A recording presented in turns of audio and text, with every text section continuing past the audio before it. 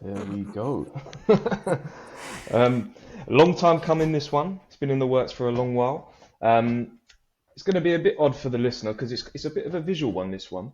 But I'm sure you'll follow along. We're going to be doing, as the episode title suggests, a UK rap album bracket. So for those that aren't familiar with a bracket, I'm sure most people are, it's essentially a tournament. So we've got 32 of some of the greatest UK rap And albums some of of all the time. worst. Let's be honest. Listen. My God, we're just going straight for the kill, boy. Oh my days. Gotta set the mood right now. You see me scrolling around this document. I'm looking at it thinking, what the fuck is going on here? Wow. Jesus. Wow, okay. You've had months to say something. No, I can't add nothing. That's the point. Every time I try to do something, people start, that's not, so I just leave it. What? I've got something on there. Okay. Anyway. It's going straight to It's not a definitive list. This is not the best albums of all time. It's just a selection of various different albums from different spaces, different sounds throughout the scene. Some more popular than others, as you can tell. But yeah, we're just gonna go through it and eventually get to our number one spot. I imagine some decisions will be easier than others. Any other observations? Any other comments before we get going? There's a lot of pandering here, right? There's a bit of pandering. Like, we got 32 picks and 2 of them I just don't even agree with, but we'll get to that when we get to it. You know what I mean? I'll go, you guys take the lead here. I don't care. I'll vote for you. Oh my God, man. what's going on? We need you. No. That's my. I don't think anyone else has got objections. I think everyone else is excited for this, but you know me. I got to be the old man in the corner who's grumpy for no reason. So. Anyway, should we start round one? Heavyweights. Should we go? Yeah, man. Kano's Hoodies All Summer versus Get Conflict of Interest. Now, in light of recent news that we have avoided talking about, I just want to say Hoodies All Summer has to go. Has to go into the next round. No, we're not going there. No, we can't go there. Oh shit, man. We're moving like that. I'm keeping it real. What's everyone else saying? Let's take it to the music. I prefer Hoodies All Summer. No one wanted to go anywhere else but the music. You are on one. We are too unhinged today, man. Oh my God. Yeah. I think bringing it to the music, I'm gonna have to go conflict of interest. Oh wow, okay. One pick each. Okay. Too fast, too furious. So I'm gonna hop in there and say, I'm sorry, Neil, were you gonna expand or? No. I want to hear everyone's picks before I start. Okay. But yeah. In fact, let's do that and let's just share the picks. I'll go Hoodies All Summer. We've got 2 for Hoodies All Summer. Theo. Yeah, me, Hoodies All Summer. 3 for Hoodies All Summer. We know what Kieran's going with. Go on, Kieran, say it. I was going to say Hoodies All Summer as well. There we go. Okay. There we go. 4-1. Okay. But Neil, what were you? How come you've got conflict of interest? Well, this was I think this was the first one for me where Getz is like he kind of really came to his own and like really mastered and packaged his style in such a way that it was just so inviting to everyone to listen to. He really brought us into his world. And he really worked on the production, and it was a very concise album. The first song just drew you in. It was just that fine wine. Yeah, it really set the scene, set the tone for the album, and then straight away Mozambique. Wow, we have an episode where we talk about how flawless that transition is. It's so good. It's very, very flawless. And suppose I play it to this day still. The whole album? I play Fine Wine, Mozambique, IC3, Good Hearts, what was it? Skengman, Crud, Squeeze, and that's what I play. So you're giving this album play. Yeah. I don't really listen to either of these albums, but I'll be honest, Hoodies All Summer for me is a better album. I don't know what everyone else is thinking and feeling. Oh, well, for me, Hoodies All Summer goes down as one. I personally think it's the greatest UK rap album. Period. What that album does, top to bottom, is just incredible. And the way what the topics that Kano's speaking about and just how it just flows, and just some of the moments on here are just phenomenal. Like, yeah, it's just to me, it's just, well, I don't want to say flawless because that's probably too much praise, but I think it's such a quality album, and I always like when I think of UK rap albums, I always think, is it on the level of Hoodies All Summer? And Hoodies All Summer, the emotion and everything it gave to me was just unbelievable. And Class of Danger, I'm sorry, that song forever will just go down as like one of the best songs ever. To be fair, had Gets on it, and them going back and forth was just incredible, and just everything about that song is just like, that just gives me the sound of East London. Just like I don't know how else to put it. It just puts me back to like growing up around the area. I just think it's a phenomenal album. There's not much more to say, really. Yeah, it's almost like an archival piece, right? It's really emotive in what it conveys. And again, that nostalgia of Class of Danger, that's one of the best songs to come out of this country.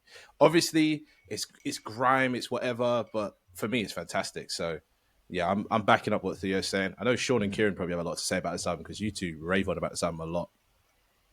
Yeah, do you want to go, Kieran?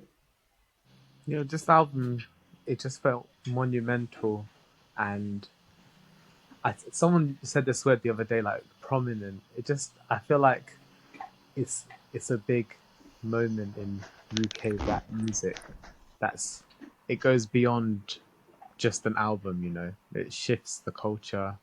It sets a new bar as well. Okay. Okay. Yeah, I think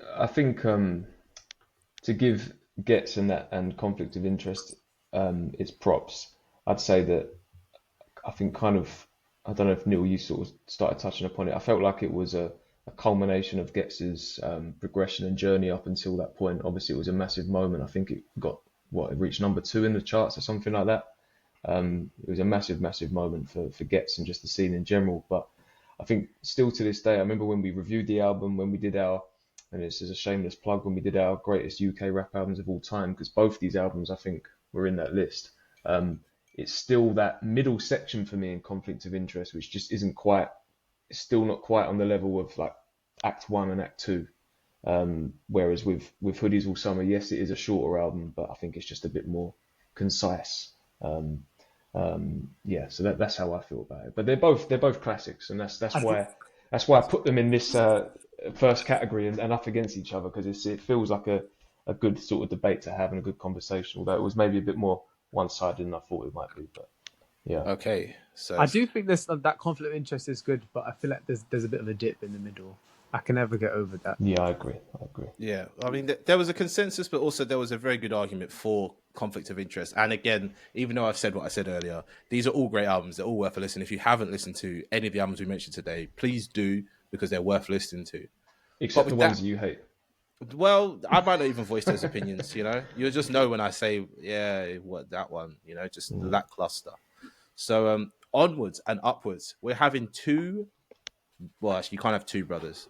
We're having brothers competing against each other. Skepta Konnichiwa and JME Grime MC. I'll be honest. JME is a better rapper than Skepta, but the problem is that JME is too caught up with trying to do grime stuff. That's my kind of preface to this. Okay.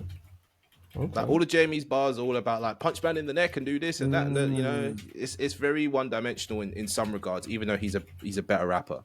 So for me, I think Konnichiwa tips the balance just because it's a more enjoyable album and it has higher highs than Grime MC for me.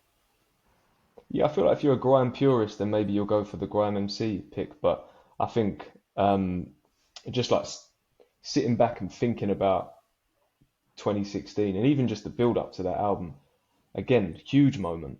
The impact was crazy on Konnichiwa, and I do think there was not a hot take to say that there is more versatility and there's different sounds and yeah, I think you can't deny the impact. So yeah, I would go Konnichiwa as well. I have a feeling Neil hasn't listened to Grime MC, so he's going to pick Konnichiwa.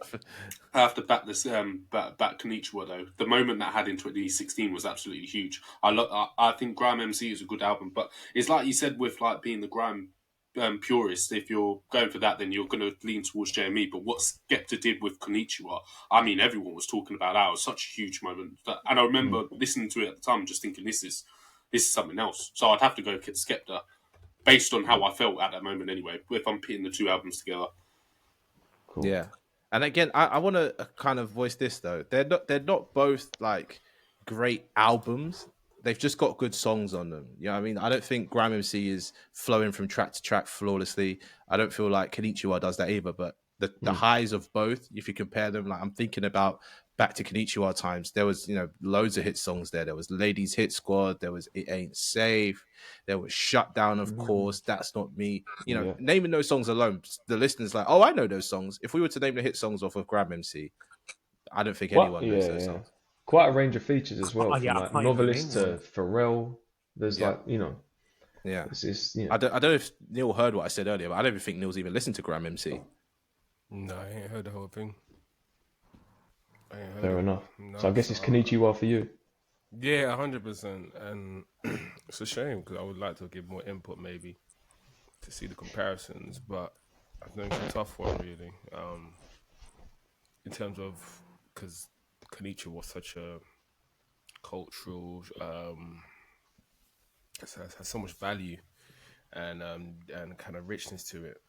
So I think it's kind of up against a big tall order. It's kind of like Dave and Goliath kind of. But yeah, I think the Konnichiwa takes this one for me for sure. For sure. Nice. Okay, so we've got 4 for Konnichiwa. Yeah, we haven't heard from Kieran. Although it's saying his storage is low, which is a bit. I don't know why Riverside snitching on him like that. But it says his device storage is low. May not have enough storage to continue recording. So I don't even know if he's there in the background or not. Oh. See, I feel like Kieran probably. Yep, it stopped. It stopped due to an incoming call. So he's on the phone now. Riverside is snitching on him hard, bro. So he's on the phone. Okay, we're gonna assume that he's gonna pick Konnichiwa, but I guess we can kind of move on to the next section and circle back when he's off the phone and sorts out his situation. Either way, it's four votes, isn't it? So Konnichiwa goes through. But I feel like Kieran will have something interesting to say about Grime MC. Well, we might not. He might be on the phone. Oh, he's gone. There we go. See you later. He's gone from whatever. This is a weird day. Moving onwards and upwards, we've got another Kano album, and we've got Sway. Now, Kano is Home Sweet Home, an album that everybody rants and raves about because it is. Well, it's not. Is it his debut? It is his debut album, isn't it? Debut and one of those early bodies of work that came out of the grime scene, where it was like, we do albums over here as well, you know, like that kind of thing. And Sway, I think was the year after 2006. Same era. Not pure grime and that, but yeah, same era. So it made sense to group those two together. But cool. And the Sway album, this is my yeah. demo. Yeah. I know Neil loves Sway, so I probably want to hear from Neil first. Oh man, I'm gonna have to go with I think I'm gonna have to go with Home Sweet Home on this one. Wow. Okay. Yeah, I think that one for me is like, I think that's when I was really like deep Kano. I think for me, when I dropped that. I think those 2 moments for me is when I realized like, yo, Kano's is serious. Will you listen to this when it came out? Because I can be honest and say I wasn't listening to this when it came out. Yeah. You know what's funny? In that day and age, I was actually listening to more people that were like, when I say local, I mean like within a 5-mile radius of our school. You know what I mean? Yeah, it's obviously P's and Q's was such a. Oh, true. Yeah, I was hearing when that dropped. Yeah. When they hit that beat, Da Vinci beat. And then just the way the flow he did that on that was just nuts. It's just insane. And I think that kind of got me more intrigued with the rest of his work and the Lord of the Mics as well. At the same time, I think for me, I was onto the whole Lord of the Mics with him and Wiley. But yeah, that insane, absolutely insane. I think I learned the words. I think that's probably that might be my first grime tune I knew all the words to. Well, it's one of the first grime songs that you're hearing because when you think about it, grime started in my memory. Grime started popping off 2003, 2004, but we're a bit too young to really be listening to our own music. Maybe because you had older siblings, you might have got some of it. But once I hit secondary school, you think about it, phones are a thing. So everyone's got a phone, they're playing music. You have your MP3, people are sharing music. You could obviously all go into the computer suite in the day, trade music, this and that. The studio was there. I know Neil remembers the studio was crazy at school. So I was definitely getting a lot more music fed to me 2005 onwards. And grime was a big, big deal, especially for us in East London. I don't really know about the rest of London just because, that's not where I was. But in East, grime was massive. And we had a lot of the heavy hitters on our side of the fence. We had Jammer, we had Getz, we had the whole crew situation. Obviously, Kano, Temps, and they had the biggest songs at the time. Dizzy Rascal. The names go on and on. If you look where grime started, it started in East London. I don't care what you say. But no, you're right. Yeah, I think Neil's opened up a good conversation there around impact. I know that seems to be what we're kind of going down to for most of these picks, but Kano's album definitely did have a big impact on my local scene as well as the wider scene. If you look at it, from a bird's eye view. What are you saying, Sean? Yeah, I'm going with Home Sweet Home as well. Yeah, it's an impact thing. I think also the album's doing a bit more. Again, a bit like with Konichiwa in comparison to Grime MC, you're getting a bit more, or you're getting quite a bit more versatility. I mean, there's rock on here, there's electronic, there's grime, there's hip hop, there's a lot of different sounds. And it's still to this day. I mean, look, don't get me wrong, I'm not saying it's super fresh and all that, but I listened to it fairly recently for like in prep for this, and it's still really good. There's some really sort of like some music on there that's aged really well, and of course P's and Q's is a timeless classic, and that's what I was aware of at that time. I'm not going to act like I was listening to this album when it came out, but P's and Q's was definitely something that I was aware of and that I was enjoying. But I want to ask this question, and maybe this is something only Neil could answer. Was this album available in like HMV and all that, or was it one of the ones you had to buy from somebody like directly? Bro, I don't even know about all that. No, it was quite. It was on a label. Yeah. Was it? Okay. It was like on the phone. I was listening to songs on the phone or something like the CD. I wasn't privy to where to get it from. Yeah, well, that's my big problem is because as a kid I grew up going to HMV buying albums, and I'm like, if I'd have seen this, I'm sure my guy at HMV would have been like, oh, this is from the UK, you want to listen to that, and that didn't happen at any point in 2005 for me. So it's made me think maybe it didn't get as wide a release. Nowadays you expect to be able to go into the shop and get whatever album you want, at least have one copy. But back then distribution was a bit different. So okay, fair enough. But I do think unless you were Dizzy Rascal, like grime, it was still hard to really pop off at this point. Like, P's and Q's was getting played regardless. P's and Q's was. Bill said, the infrared transfer on the phone, loads of people were banging that out. People were sending it to me on MSN. You know what I mean? It was easy to get. Yeah, I think it had a video, so it was on Channel U as well. Yeah. But I'm just looking now. Like the label was 679 Recordings, so it wasn't a massive label. But I know it was one of those early grime records where it was like a proper album. Do you know what I mean? We're not like getting it off radio or whatever. It's like no one made albums a body back of then. work. People did sets. They had their quotable bars. They did lots of ciphers. No one was trying to make it album at that time. I think you were looking at certain people to try and do certain big things to set the next bar, and Kano was setting the bar back then by making an album as opposed to just calling a collection of songs an album.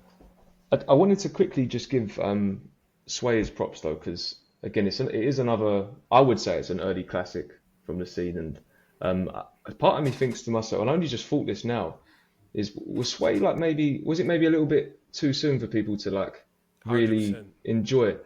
Because I mean, he was doing some stuff here that not really anyone else in the UK was doing with the skits and you know what I mean, and like the kind of almost the cinematic nature of it. But that's the American style of rap album, isn't it? Yeah. But also like I think about tell me if I'm wrong here, but he's I don't know if it's a character he's playing or whatever. There's a lot of sort of emphasis on his African heritage, and I don't recall a lot of other rappers doing that. And it wasn't really it kind of was Jay Huss who do you know what I mean? Who really sort of I think it became the norm for like whether it be using terminology or slang or like really embracing the culture of whatever country he was from. Sway was kind of doing a bit of that here, but it wasn't really. Maybe it wasn't landing with people at the time. Maybe I'm off on that. But I'll tell you this, because I used to wake up and listen to what was then called Choice FM, but is now called Capital Extra. I think it's Capital. Yeah. So Sway was getting a lot more radio play over this period we're talking about than Kano was, because of how Americanized his songs were. They fit into the playlist, because back then we were very much just playing American music and sprinkling in UK stuff, right? Yeah. And Sway had a sound that kind of played both sides well, but it never caught on, because the people that wanted to listen to American music would listen to American music. You know what I mean? Yeah. I was going to say he did get a bit of he did have a bit of success in the States, but no, I'm just trying to think to myself, why didn't it take off? And I know that, like, for instance, Skepta has always very much like embraced his Nigerian heritage and all that. So I know it's not like but I'm just saying that I feel like, I don't know, there was something that, for whatever reason, Sway didn't quite take off like, say, well, of course, a Dizzy, but like a Kano or even a Wiley did. Back then, the Caribbean people were on top, Sean, I'll be honest. Being African was not cool back then. Like, I didn't want to say it, but I just want to... it was the truth. It was the truth. As someone who's half and half, being African was... They used to... man. Let's not even go into that one too much. No, I can confirm that as well. Being half myself, I can confirm that being Caribbean was the cool thing, but being African, no, it was a different story. Yeah, that's the impression that I, as a white man, got from like being at school and just hearing like the banter that was like. Lying. Why are you lying? But that's what I used to hear. Like, when you were getting changed in for PE and stuff like that, that was the banter that I would overhear and everything. And it wasn't like I say. Imagine getting bantered as well, because I'm half Jamaican, half Nigerian, and they're like, how the hell did they end up with that mix? Yeah, because Nigerian and Jamaicans do not like each other yet. Yeah, that's half. But I think that's partly why Sway didn't take off. Right, he's talking a very prominent, interesting message and story about African people, but back then it was not. No. Yeah, it was not what it was to. I don't think we didn't embrace too much individualism back then. 100%, 100%. There was a lot of hive mind shit going on back then. I wasn't part of it personally, but thinking back, I wasn't. I didn't do the mini backpack with the Tigger and this, and I didn't do any of that because I wasn't into it. Madness. Oh wow! No, I wasn't into none of that stuff. I know it was crazy. Yeah. Did they catch you with that? I don't remember you being on that type of stuff. Me neither, but I remember. But that was a thing that was going on. Everybody was raving. Here's the uniform: kickers, the little backpack, or a gypsy bag. But how about the boxing glove as well? Yeah, that was added to the back. Yeah, the boxing glove, because that was dummies as well. You want to talk about all that kind of foolishness going on? Yeah, the dummies were stupid, man. That was so dumb. The culture was in a weird place, and I'm looking at it like, if this is what we're on over here, I'm glad I'm out of that. People would try and get onto me, but then I know this is weird because we're skipping forward. When we got into the Air Force Ones, the kind of Nelly vibe, that's when I hopped in. I was like, okay, now you're on my type of time. But that period of whatever was going on there, crazy. But you know what? I think we had to go through it to get to where we are now. There was a lot of shockers coming out at that time, though. I think it was because we was like just in those stages of just kind of expressing our own, finding our own self. I think the UK was doing that just generally. Trying to find out what makes us the UK, what makes us different. You know what I mean? Because before we had to look towards was the US stars. You know what I'm saying? Hollywood and the New York rappers or this and that, and we didn't really have the mainstream UK people, especially black people as well. No, you're right. So because we're coming out of the 90s here, and the 90s we've got some of the best rapping that has ever and probably will ever happen. And we haven't even got anything really here. You know what I mean? This is literally the beginnings of UK rap properly. Forget about all that historian shit of, it started with Jungle and this and that. We're talking about now. We're talking about 2004, 2005. That's when it really started picking up. Did anyone remember? Because I remember you saying, what did Sway go on to do? Whatever. Like, I just saw his second album was on Convict Music. I forgot that he got signed. He went big. He had a song called Saturday Night Hustle that I loved. Yeah, that was hard. That was hard. Let me do the first verse first. What do we do? Sampled a classic as well. Yeah. And I remember things like, do you remember the game FIFA Street?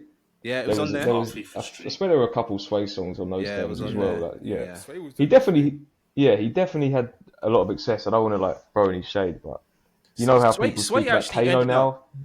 he ended up doing the commercial rap thing, which came a lot later, a lot better than most people did, because he never sold out. You know, he always did his thing. So we are giving him his flowers. But I want to ask. I don't think Theo or Kieran has said which album they're picking out of Home Sweet Home and This Is My Demo.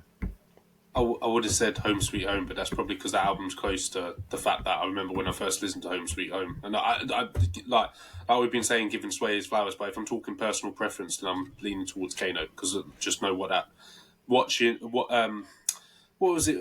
Was he on like MTV? It wasn't on. What was Channel U? Was it Channel U that it was on? Because I'm thinking of P's and Q's video. Yeah, Channel U. Yeah, it probably was Channel U. I was watching. Yeah, because that's what it's just iconic. Like that and Brown Eyes. I'm just iconic for just like. And I was just banging these songs out, and that album gives me so much nostalgia of what it was like back then, growing up, and then really getting a sense for what the UK scene was about, because I wasn't. What was I even listening to back then? I can't even remember. You'd still be listening to your parents' music. Let's be honest. Everyone would still be listening to their parents' music. But this album, when I heard Kano, I was like, oh yeah, what's this? And then I started getting more into it. But this, I would have to pick that because it's just nostalgia feeling of what the album did. What about you, Kieran? Because at this point, you were living in East London, yes? Yeah. Okay. Do you know what? Yeah, I think Sway's one, it was more like the singles connected to me. I think I did listen to a bit of the album, but this whole Kano one was more classic for me. And I mean, they're both similar in a way. Like, they're not talking like gun talk or like that kind of stuff. So it's quite interesting to pit them against each other as well. Because a lot of grime was doing that. That's all grime was. Yeah. Let's be honest. It's a cool, like, I actually don't know at this time if other artists were really speaking like these two were. Nah, Sway was very unique, and it's a shame. It's a shame. But yeah, definitely Kano. I'm looking at the track list now. There's so many tracks that I would just go to play right now. Can we just also just highlight like just the wifey rhythms, because the Brown Eyes and Night Night, for me, this reminds me of like being like puppy love type vibes. You get me? Talking with the rosary bead chain with the white V-neck. You don't know about them times. I'm on the MSN chatting to a few 1-2 gal, like, you get me? Like I'm trying to like get into my little Romeo bag. You know, you've always been a lover boy, man. I swear. I'm a fucking savage. I was on a temperature clear. You know what I mean? You're kissing her up and man. This is memories, man. I don't know about you, man, but this is good times to me, innit? Okay. That's what I mean. Brown Eyes is such a sick song, man. That gives me such nostalgic memories. Love that song. 100%. Like, remember you getting the phone, you're playing it by you're recording the songs for the ringtone and that. Come on, exactly. I never did any of that stuff. I never did. I used to just buy the songs. I used to fuck up my credit all the time by buying songs. Nah, man, these are like them late night calls. You stay up until you fall asleep on the phone. That was all of this. 5-day pass, all them type of times. Man. Yeah. I remember this. That's what it reminds me of, all these kind of like those times there. And you're saying Home Sweet Home is what's reminding you of that? Yeah, 100%. Okay, well let's put Home Sweet Home. Let's lock that in and move on to the next section, which is where things get a bit more upbeat. Things get a bit more kind of, Darth Vader, Luke Skywalker, Dizzy Rascal, Boy in the Corner, and I know some people love that here. And Wiley, Treading on Thin Ice. Now, I was just going to say something though, because just to make clear, there's going to be certain picks here. Like I say, this isn't the greatest of all time. There's arguments that Treading on Thin Ice isn't Wiley's best album, so this isn't us saying that Treading on Thin Ice is the one. But again, just in terms of the timing when these came out, and Sam sort of alluded to some of the history with the Star Wars analogy. That's why this is in here. So, but I'd be interested to know if any of you think that Wiley, if there's a better album. Wow, okay. Sam has just put Darth Vader up on the screen. Wow. Gotta keep my idols on my desk, So I just wanted to preface the conversation with that. But no, I'll go straight in. Is Boy in the Corner? Yeah. Okay. Can I jump in here as well? Wiley's not known for having a good album, right? for me, right, I'll be honest, Wiley's biggest song is Rolex Sweep, and that's not a good song. No.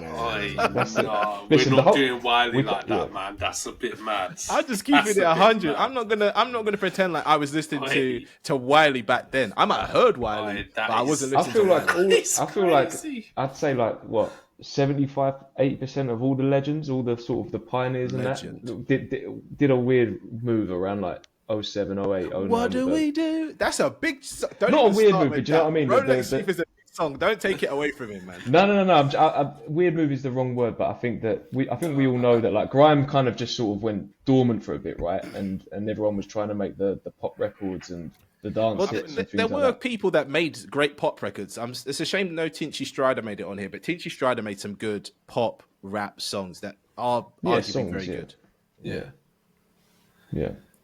But was Neil, what were you gonna say? It was that time with like the kind of dancey, kind of housey kind of vibe. Yeah. People, they were trying to like blend the mix. You know what I'm saying? So I think they were just trying to do a thing. Like, you know how certain sounds have are trendy or a movement. Yeah, like rap was the last 10 years. You know what I mean? We had pop stars on rap tracks. You know what I mean? Yeah, but like even like within rap, like we always have like certain trends. Like for example, we had the dancing trend in rap. We had the crunk. We had the Migos type flow.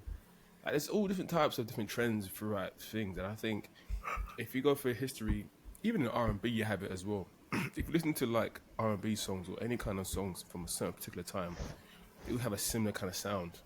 Like we had this, like at one point we had that kind of Afro beats kind of sound as well, that everyone was trying to copy and then implement into their sound. So I think at that time they were just trying to capitalize on that trendy sound. Well, I don't think Dizzy Rascal in this album, Boy in the Corner, does that. Afterwards, 100%. When he was with Calvin Harris and exactly. Is Bonkers on this album or is it not? No, Bonkers was not on Boy in the Corner. Boy in the Corner. That's like album 4.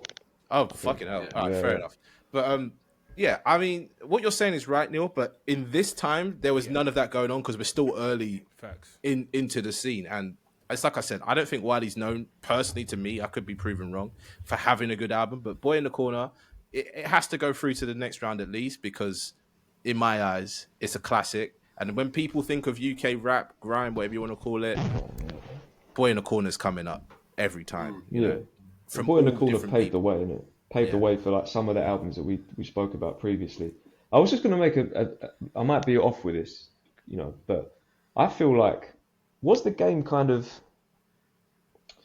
did people see Dizzy and the success he had early on and try and chase that up until a point? So like, for instance, they were jealous. People were jealous. People were like, why is he being put on and I'm not being, well, not even put on. Why is he so special and I'm not? But like, obviously the first Boy in the Corner was hugely successful. And then the second album, Showtime, also was off the back of that. But then Dizzy obviously kind of, for reasons outside of music and whatnot, steps away from the grime scene, starts to make different music. Like we talk about the stuff with Calvin Harris and tunes like Bonkers and all that. But the wider scene started trying to make records like that too as well. I feel like up until maybe someone like a Tinchy, who had a massive amount of success as well. It's not Tinchy. You mean Tiny Temper? Tiny Temper, yeah. You know what's funny? I literally just looked at this list. I thought we haven't put Tiny Temper's album Written in the Stars on here, which is an absolute banger of an album. But forget that. Well, Discovery, isn't it? But I guess what I'm saying is, and it kind of, to bring it back full circle, I think that, Boy in the Corner, it's just, it paved the way and set a bar that I think a lot of the scene were trying to keep up with, if that makes sense. So, that's my pick as well. Okay. We haven't heard from Theo and Kieran. No, it's Boy in the Corner. I'm not even playing around. Boy in the Corner is a classic, man. I just didn't want you disrespecting Wiley like that, but this is like almost like no discussion. Putting Dizzy Rascal over this album goes over that all day, every week. So, okay, fair enough. I think Kieran's going to be leading the same way. I was just wanting to say a few things. I feel like, it's interesting you mentioned the Tiny Temper album. Actually, I forgot about that, but that was actually a good album. You know? Discoveries are crazy. I'm looking at the track list now. Risky, Pass Out, wow, some crazy singles on that. But back to the topic, I think obviously I'm picking Boy in the Corner as well, but I do feel like Wiley, his better albums are Playtime Is Over and Godfather as well. Godfather's good, yeah. Those two are good albums. He had a mixtape run as well, didn't he? Wiley? He did, yeah. This is the thing. Like Wiley's, he kind of reminds me of Lil Wayne in a way. He's prolific. He's just got a lot of stuff. It's not really about the albums as much. I know Wiley more as the person who started the sound, so the Esky beat sound. He started that sound. He made a lot of beats for people, and then he put the people he thought were best in positions of power, and then they all they kind of shunned him for whatever reasons. He's a difficult character to get along with, whatever. But you talk to anybody who's from this era, you talk to Chip, you talk to Dizzy, you talk to pretty much anyone who's big now or was big then. They'll say Wiley had an instrumental part in putting them on. So, you know, shout out Wiley. He did well though. Do you know that album, The Ascent, in 2013? It was so big when I was at uni. It has all his #1 singles like Heatwave, Can You Hear Me? Do you know what's funny, right? Yeah. It's like I said, my favorite Wiley song is Rolex Sweep. Do you know what I mean? Well, that's Skepta, isn't it? No. Do you mean wearing my Rolex? Where are my Rolex? No. Yeah, Rolex Sweep is. Yeah, no, you're right. That's Skepta. Yeah. Skepta went. There was a lot of Rolexes. Phase, man. Remember all over the house. Fucking hell. All over the house. You want to talk about Transformers? That's a serious song. Transformers, man, them in disguise. That's so silly. That song. People keep trying to get him cancelled for that, and you have to accept certain things happened at a certain time, and it was okay then. That it is what it is, you know. But all right, let's move on. We're on to the Dave section. So for the Dave fans, I said Oh, yeah. in the corner. Yeah. well, we already do that. Sorry, I Clean didn't even sweep. know you didn't speak. I don't know what I did. This is the thing, because it's 5 people, it just votes it out. Yeah. No, I feel like I heard the voice that he was gonna pick Boy in the Corner. Am I back? Am I Nah, Boy in bugging? the corner for me. You know, it's funny. I didn't really listen to the album through and through, but I'm picking it more on just cultural impact. If I'm being honest. The artwork's iconic. Everyone can picture the artwork right now. You know what I mean? Oh yeah. So I think I'm leaning more towards that, and just sort of just of what I was listening or what I heard around me at the time. Boy in the corner would definitely take it more so. Nice. Yeah, sorry about that, Neil. I'm so sorry. But we now are on to the Dave section. So we got Dave Psychodrama versus We're All Alone in This Together. I am going to be honest here. Psychodrama ain't it. You don't like that album at all. Oh, I No knew one that should was like that coming. album. I knew that was coming. I'm just keeping it You real. don't like the piano. It's It's not just that. I can give you the full answer, yeah. The songs on there, the concept, it wants to be something interesting. But the songs on there ain't as good as the songs. Like, if we do, you know, there's 10 songs here, there's 10 songs there. There's more good songs on We're Alone in This Together than there is on Psychodrama. Even though Psychodrama has 2 very, very, very big hits in Location and Disaster for me. So, you know, I'm giving it a hard time, but I'm just trying to be real here that Psychodrama ain't it for me. See, this is the first conundrum for me because I've got. If we're talking about like, what do I? If we're gonna go for a personal preference and like the sound, the one that I probably go back to more is We're All Alone in This Together. But then there's a lot about Psychodrama I admire and I respect, and like you say, there are songs on there that again that you know that I return to often and whatnot. Location is a classic. Location is one of those songs that you could play now, you could play it in 10 years' time, and everyone's gonna bloody love it. Like that song does not feel 7, 8 years old like it is. It's timeless in my eyes. I guess what I'm trying to say is I could be swayed. So I want to hear from everyone else and see what they're saying. Let's hear from the man that's lying down. Let's hear from Mr. Shut up, like. No. Keep that in. That's one. Turn it up. Turn it up. Yeah. I like that. That was from the board, by the way, people. was gonna say. In case you don't. Yeah, that sounded so natural as well. I like it. I think for me, you know, I was just looking at the albums just now, and I think automatically my mind said Psychodrama, but then I went on to We're All Alone in This Together, and I'm like, That one's got the real hits. You want to talk about real hits? Verdansk is a crazy right. song. Verdansk is crazy, man. That's oh. Clash and In the Fire, but I hate In the Fire.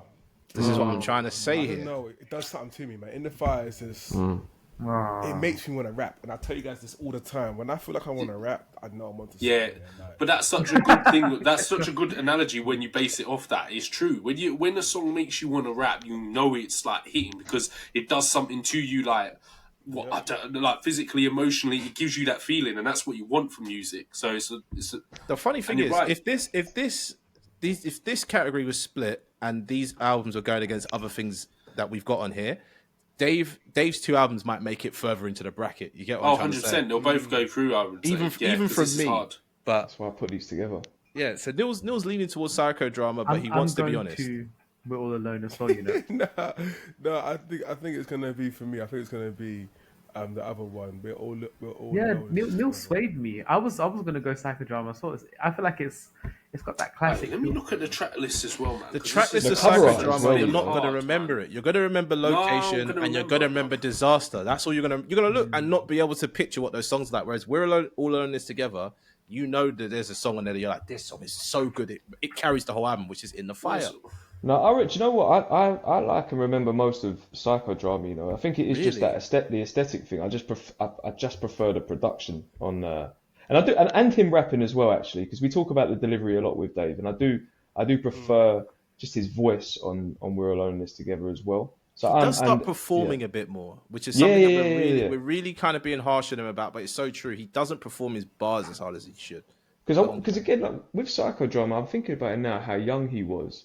And the concept of it is pretty special, you know. Like he was doing the whole therapy thing 3 years before Kendrick did it. Do you know what I mean? Like, but Tyler did it first, and that was 2012. So let's not even talk about that. Wait, what? Oh, that's different. That's that's different. I know what you mean. But no, I think it deserves its props. But I'm now leaning on to We're All Alone This Together. The concept's strong on psychodrama. I'm not taking that away from him. But it's just album for album. You know, I've really scared the boy who played the harp trumps both of these, but it's not on there yet. It's not on this list. No. Which is a shame, but it's because it's so fresh. Like we're recording this 17th of November. Yeah, it would just be too skewed. Like it would get silly. Yeah, it would. I'm gonna have to go. We're All Alone in This Together. You know, I think I'm gonna have to go. In this climate, the boy who played the harp would win.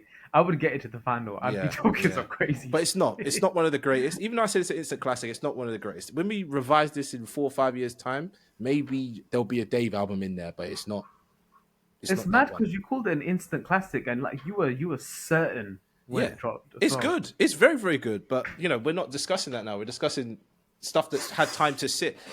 You know what I mean? Stuff that's had time to sit and marinate, and that album hasn't marinated yet for me. So it sounds like we're all going for We're All Alone in This Together, which is sad because it's not Dave's best work yet. Dave's best work is yet to come in my eyes. And there isn't a location on We're All Alone in This Together. I feel like Location is just such a timeless song. Yeah. But he what I've realized now, which I didn't realize until the most recent album came out and I went back, the first album he actually tried to make a hit, and he did in Location, but since then he's never really tried to make a hit. Started dropping that. Yeah, it's a shame. All right, so we're on to. Wait, hold on. What was that accent you say? He didn't try to make a hit. He's not trying to make hits now. What, since Location? Yeah, like in the album. Right. I reckon Clash was in We're All Alone. I think there was just that was a moment where Stormzy's on top, though, right? So Stormzy's on top, and you want to have the best rapper, in quotes again, the best rapper in the scene on your album, which would be Stormzy, and that's the result. Just because you have the biggest rapper or artist on your album doesn't mean you're trying to make a hit. You know what I mean? Do you know? No, I think he did because he was talking like the point of conversation was very like trendy topics. Like it was very like Jordan 4s and Jordan 1s. Like that was like the biggest like things people were wearing like at the time. But his biggest hits are stuff that's not on these albums. It's stuff like the one with Fredo, Freaky Friday, the Central C ones. Yeah, those are the hits. Those are the attempts at hits in my eyes. I know what you mean. I think Dave's always like I kind of agree with you both. I think Dave's always trying to make it. There's always going to be the big record or the hit on the album. Even though on this one, the Thames record, it might not be as sort of overt and in your face, but that's the single, but right? He's that's the Rolling Sexy era. What summertime? But Location is like Location feels like an actual like they sat down and went right. Let's write and like let's try and get a #1 single. Do you know what I mean? That it felt like a real sort of. I don't want to say forced because it's a good song. I'm not trying to like disrespect it, so I get Actually, Clash is a hit as well, but it's not like a Neil, bait. Like, oh, we're trying to get number one. you type have thing. you have sparked a memory in my mind, Neil. That song Clash is a performance from Dave that I love, especially when he does that. Don't get caught for puss, don't die for nyash. Yeah, the delivery of those bars are fantastic, but he doesn't do that enough. If he did a whole song where he just kind of went outside himself a bit and performed them like that, he's gonna have a good time. But yeah, that's unfortunate actually. Now I think about it, but sorry, Sean. I was thinking of what I was gonna say next. It's all good. right. We're done, I think. No, I was gonna say, but you're right in saying that there's an element of him trying to make a hit, but also not making hits. You know what I mean? So I've been on the other side where I'm saying he's not trying, but he obviously does try, but he doesn't. You know, it's a bit effortless. Yeah. Cool. Well, its locations, you can see what they were going for, and they succeeded. Oh, But yeah. 100%. Next round. Next thing's next. So we got two rappers here that I've always been a big fan of, but no one else here really, really rocks with. I don't know why. But Giggs Landlord and Heady One. I don't know where we're getting this knowledge from, man. What are we talking about? People have clowned me for saying, listen to this new Giggs Giggs track, listen to this new Heady One. People, I've been checking for. No, we're talking nonsense now because every time you check about Heady One, I've been checking Heady One left, right, and centre. You can't be saying Heady One's fallen off a bit. I'll be honest. No, he has fallen off. He's fallen off. He's not what he's not been doing what he's doing. Huh? Oh, don't do that. Oh, it's not that sound. See? Right. Certain people that should have been talking 5 seconds ago started talking now. I told you, people have been telling me, Heady One's a rubbish. What is all this boring flow stuff? Maybe it was Neil that was saying that. Edna's a good album, man. Edna is a good album. I like that. Yeah. No, there's some good moments on Edna. Yeah, 100%. I think it's the better album here. Yeah, I'm picking Edna. So do I. So do I. Now I actually think it's Edna. No, I'm being serious. I actually think Giggs has the Edna's hits. a better album. Giggs has like there's certain like the higher highs, the bangers, the takeaways, and Does that. it But though? as a body of ain't work, ain't it different though?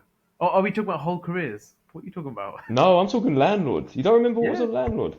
It's got Whipping Excursion. I know. Yeah. Exactly. Ain't it different? You guys, listen. More people. I'm gonna have to do a tour and start playing this Giggs album to people.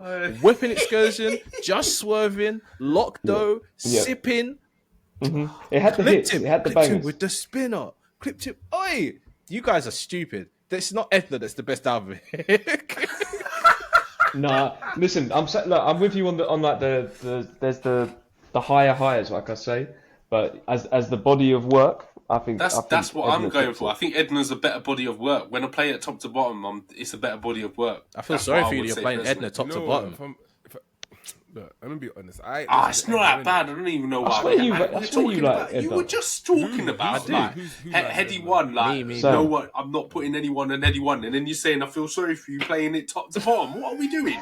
Scrolling, man. It'd be boring if we sat here and agreed, man. That's the point. Oh. Go on. Sorry, though. Can't talk. No, sorry. I'm just saying it's unfair for me to really like compare the two because I haven't really listened to Edna. Cause I'm not really a fan of Heady One in it, so. So yeah, so for me it's kind of like it's not even a conversation because I'm just like I don't even like Heady One too tough. Nothing personal. I'm just not a fan of his music, so I think I'm leaning definitely more towards Giggs on this one. Can we be honest as well, though, Neil? You're not a big fan of drill in general. I'm not a fan of terrible music. Oh. I don't think it's drill. I don't think I'm against any genre in particular. I think it's more so. They was just trying to get quotables for the board. What the hell No, did I'm man not. just say? I'm against terrible music. I do like drill music. I don't think it's so much the type of music. I think it's kind of how people do it. I feel like it's a bit lazy. However, what I would say with Heady though, I rate him. I think some of the songs I've heard, his production is absolutely flawless. Like, Ain't It Different is one of those beats. So yeah, exactly. Okay. Great. Like, it's absolutely insane, but it's just the bars are not there for me. I see what you're saying. It's like, what's he actually doing on his tracks? Yeah. Like, It's the thing is with drill music, it's mostly about the flow and then them kind of doing self-exposure about the crimes they've committed. So maybe that's not really that artistically creative to you, which makes sense. But Edna's an experimental album in regards to the fact. it is. For example, I like Unknown T.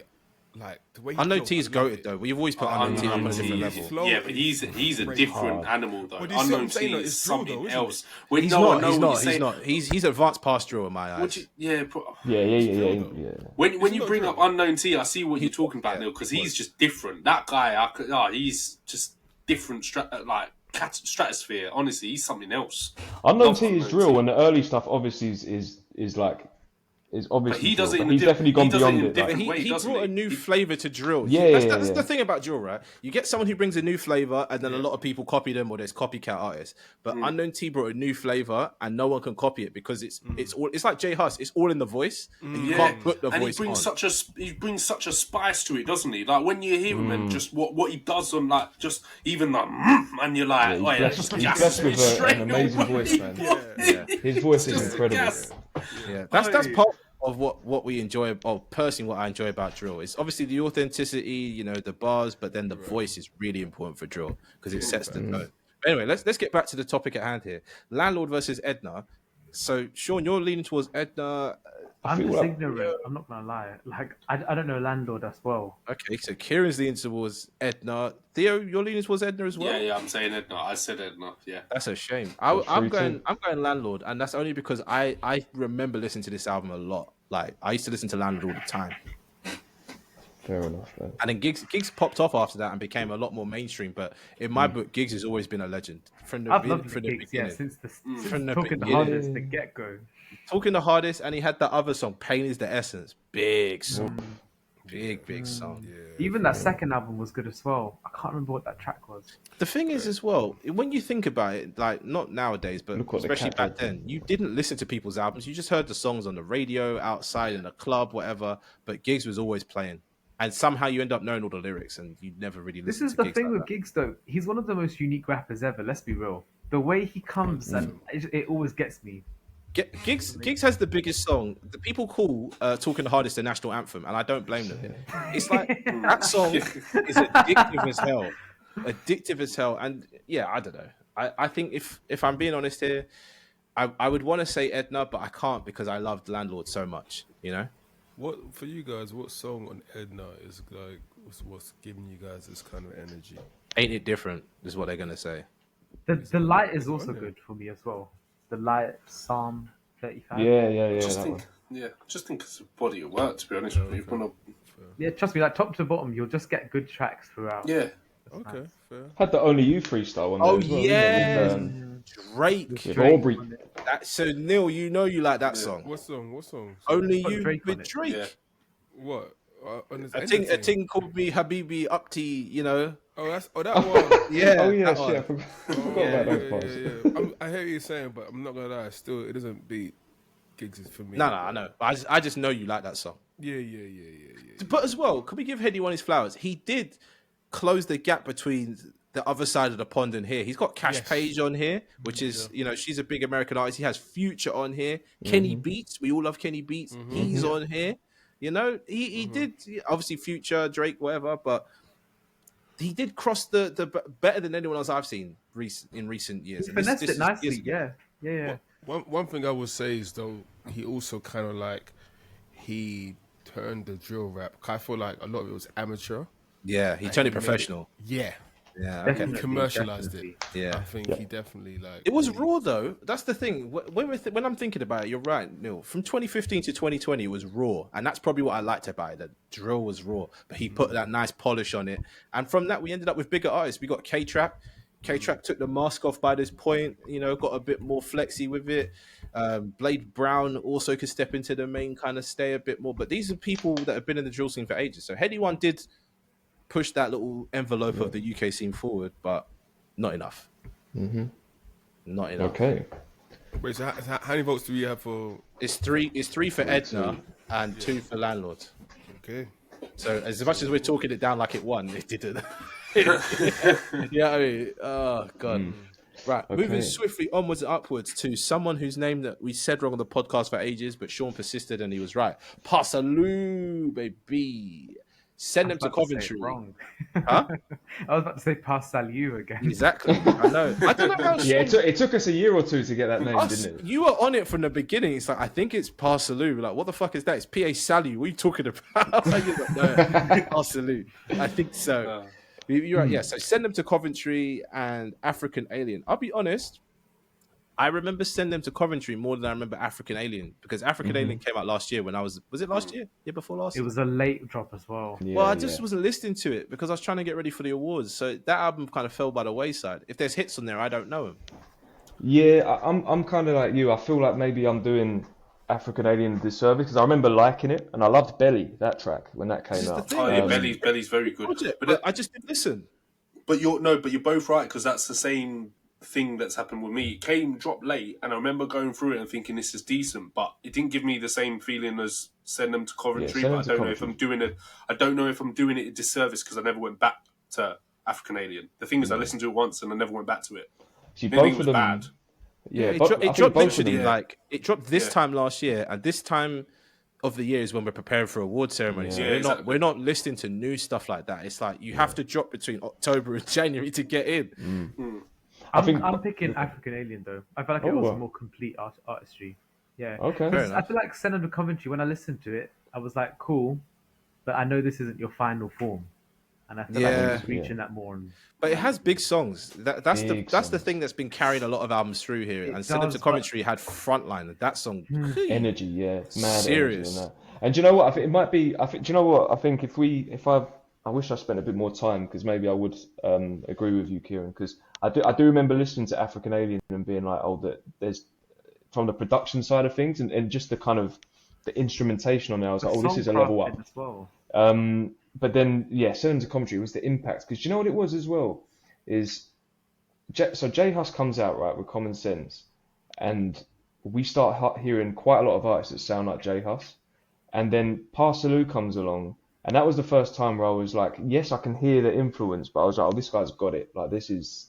He's doing But it's not something a step above this is most just how other some people. people sound, right? Sure. Like, this is just how they talk. It's No, not but I think J Hus had a big impact, and a lot of artists were trying to make a similar style music. That whole Afro swing thing became real big. Fair enough. When he made, do you know what I mean? But I think that Parsley, there was a grit. I don't know if it was the Coventry Yeah, he accent wrote it as well. different. There was something about him that he just had a different flavour, his own sort of unique spin on it, and then working with people like what's the guy that shouts Back Row G. Your Yeah. favorite Back guy. row cheese, Yeah. guy, man. Do you know what I mean? Guy is something Like that else. link up as well. I think I think on that basis, I'm gonna sway to that one. But this is another one where I'm like, oh, I might be doing a disservice to African Alien. But yeah, Send Them to Cov would be my one. Yeah. I don't think Neil even has a horse in this race. I don't think Neil has listened to either of these albums. I'm Okay. on Coventry. Okay. It's the Birmingham. He's going with that. Yep, Midlands all day. There we Okay. go. Theo is our resident Midlands correspondent. What do you think of Parsalou? No, I really like Parsley, but I'm probably just going on what Send Them to Coventry did because I was playing that non-stop. But I do feel like I'm doing African Alien a disservice, but I've got to go with what I feel when it's probably Send Them to Coventry. Okay, that's pretty cut and shut then. yeah. So only Kieran's gone for African Alien. But again, I feel like I should go back and listen to it, but I haven't got time for that this year, unfortunately. So yeah, Send Them to Too much Coventry's music. going through, which is a shame. But we got to do what we got to do. Now this next one, I'm interested. Okay.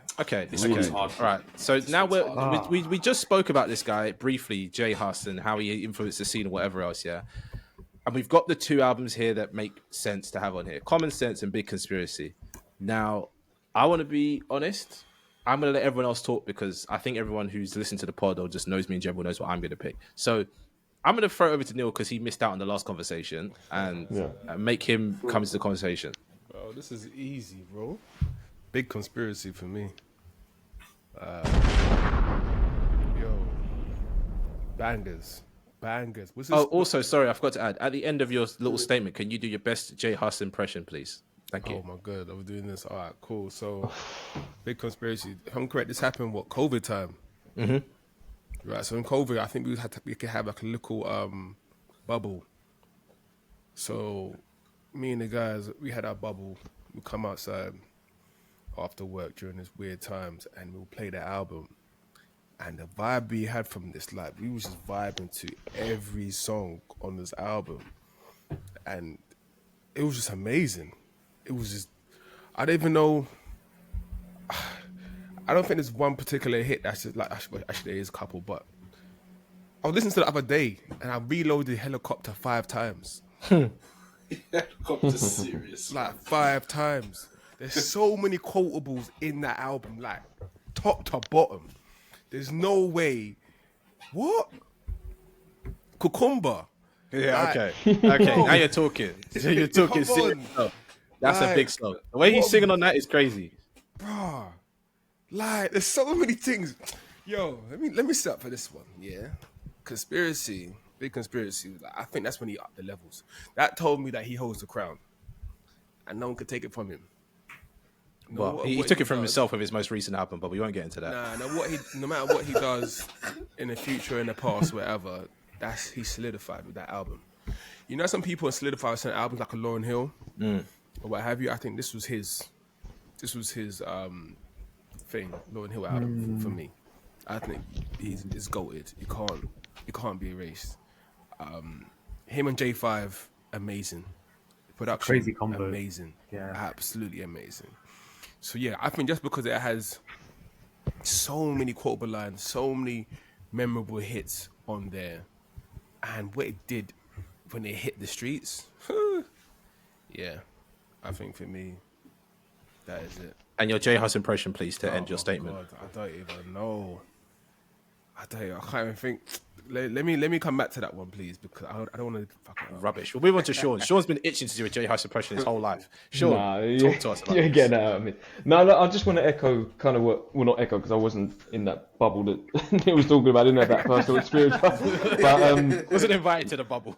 and you know what as well? I'm actually I'm fully contradicting myself based on like the decision I made for the previous round, but it's purely based on the fact that I've just listened to both albums a lot more, and I think that as much as Common Sense had again a huge impact and kind of like paved this way for all these artists that sounded like J Hus and had huge hits and everything like that, Big Conspiracy, he just leveled up in nearly every aspect for me. 100%. Nearly like pretty much. It's every more aspect. refined, isn't it? There's less It's tracks, more but they're better refined, tracks. yeah. Yeah. And I don't know if it was to go back to the kind of the time in which it came out. I remember 2019 we had this really strong year for the UK, and then March 2020 we go into obviously the pandemic, and you get this. You know, this is when most of us started chatting about music, and there was we know what albums came out for the remainder of that year. This felt like it was in its own little year almost. It just was it kind of like. Yeah, nothing was lived in this coming time. out, so it was you had to listen to it. Yeah. And every now and then throughout lockdown and everything like that, I just kept going back to it, and it just felt like its own thing. Like it was almost like if we did a end of year list, this one had to have its own like period. I don't know, I can't really describe it, but yeah, I just think it was more refined, chewed off the fat. I think that the whole concept as well and the introspection on there was, you could feel it. Yeah, this album I think is going to go a long way in this bracket. Put it that way. Okay. And I want to jump to someone who I think is probably leaning the other side. Kieran, I feel like you're leaning towards Common Sense. Do you know what? It's crazy because, oh man, I hear everything everyone's saying about Big Conspiracy. It is that level up as well. I'm looking at the track list of Common Sense though. Just like, There's a lot of hits on there's- Common There's Sense. bangers on it, there's yeah. like deep memories. Like there's almost like core memories with a lot of these tracks. Like I'm thinking of being in a car with someone and then like Friendly comes on, or they Yeah. put on that other one. What's that one? Clarton, and it's like comes on Max. Clarton like, oh, is yeah. Clarton it off. serious. And I'm just- I'm track trying to is think like serious, you know. impact as well. This first album made such crazy waves. It was almost like It was a because Drake moment in the UK. It couldn't top it, like in terms Yeah. of the waves it had made, because it's like you in UK you can't go beyond what this album did. And I feel like the incorporating melodic into this kind of genre hadn't really worked well at all in the past before this. It's like far and few songs. This not album a also full changed my Nando's order. I drink Fanta with no ice. That's it. I don't want Fanta with ice anymore. You know what I This mean? album's a classic. I can't like it reminds me of the Dave comparison we did, but I think this one is it's even more in that conversation. There's mad I'm gonna quotables on go. there.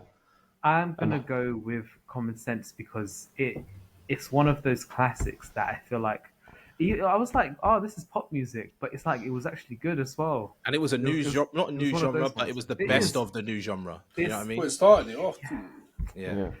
I mean, I kind of like lost for words, you know. I think like this Common Sense is crazy good. And he had big moments. Like I have distinct memories of J Hus like coming up off this album. You know what I mean? Before the hits were undeniable, but this album it brought in a new era of the UK kind of scene. I remember the videos were really slick. The songs were like feeling brand new. You know, shout out J5. He really carried on this album. But yeah, I mean, now I'm going to kind of jump to Theo because I think Theo is more with the consensus here, which is, you know.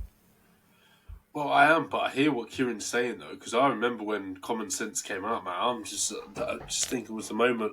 You are right though, probably because I'm just thinking of when it was lockdown and when Big Conspiracy came out, and there wasn't a lot of music dropping, so you had to listen to it, and We were hungry.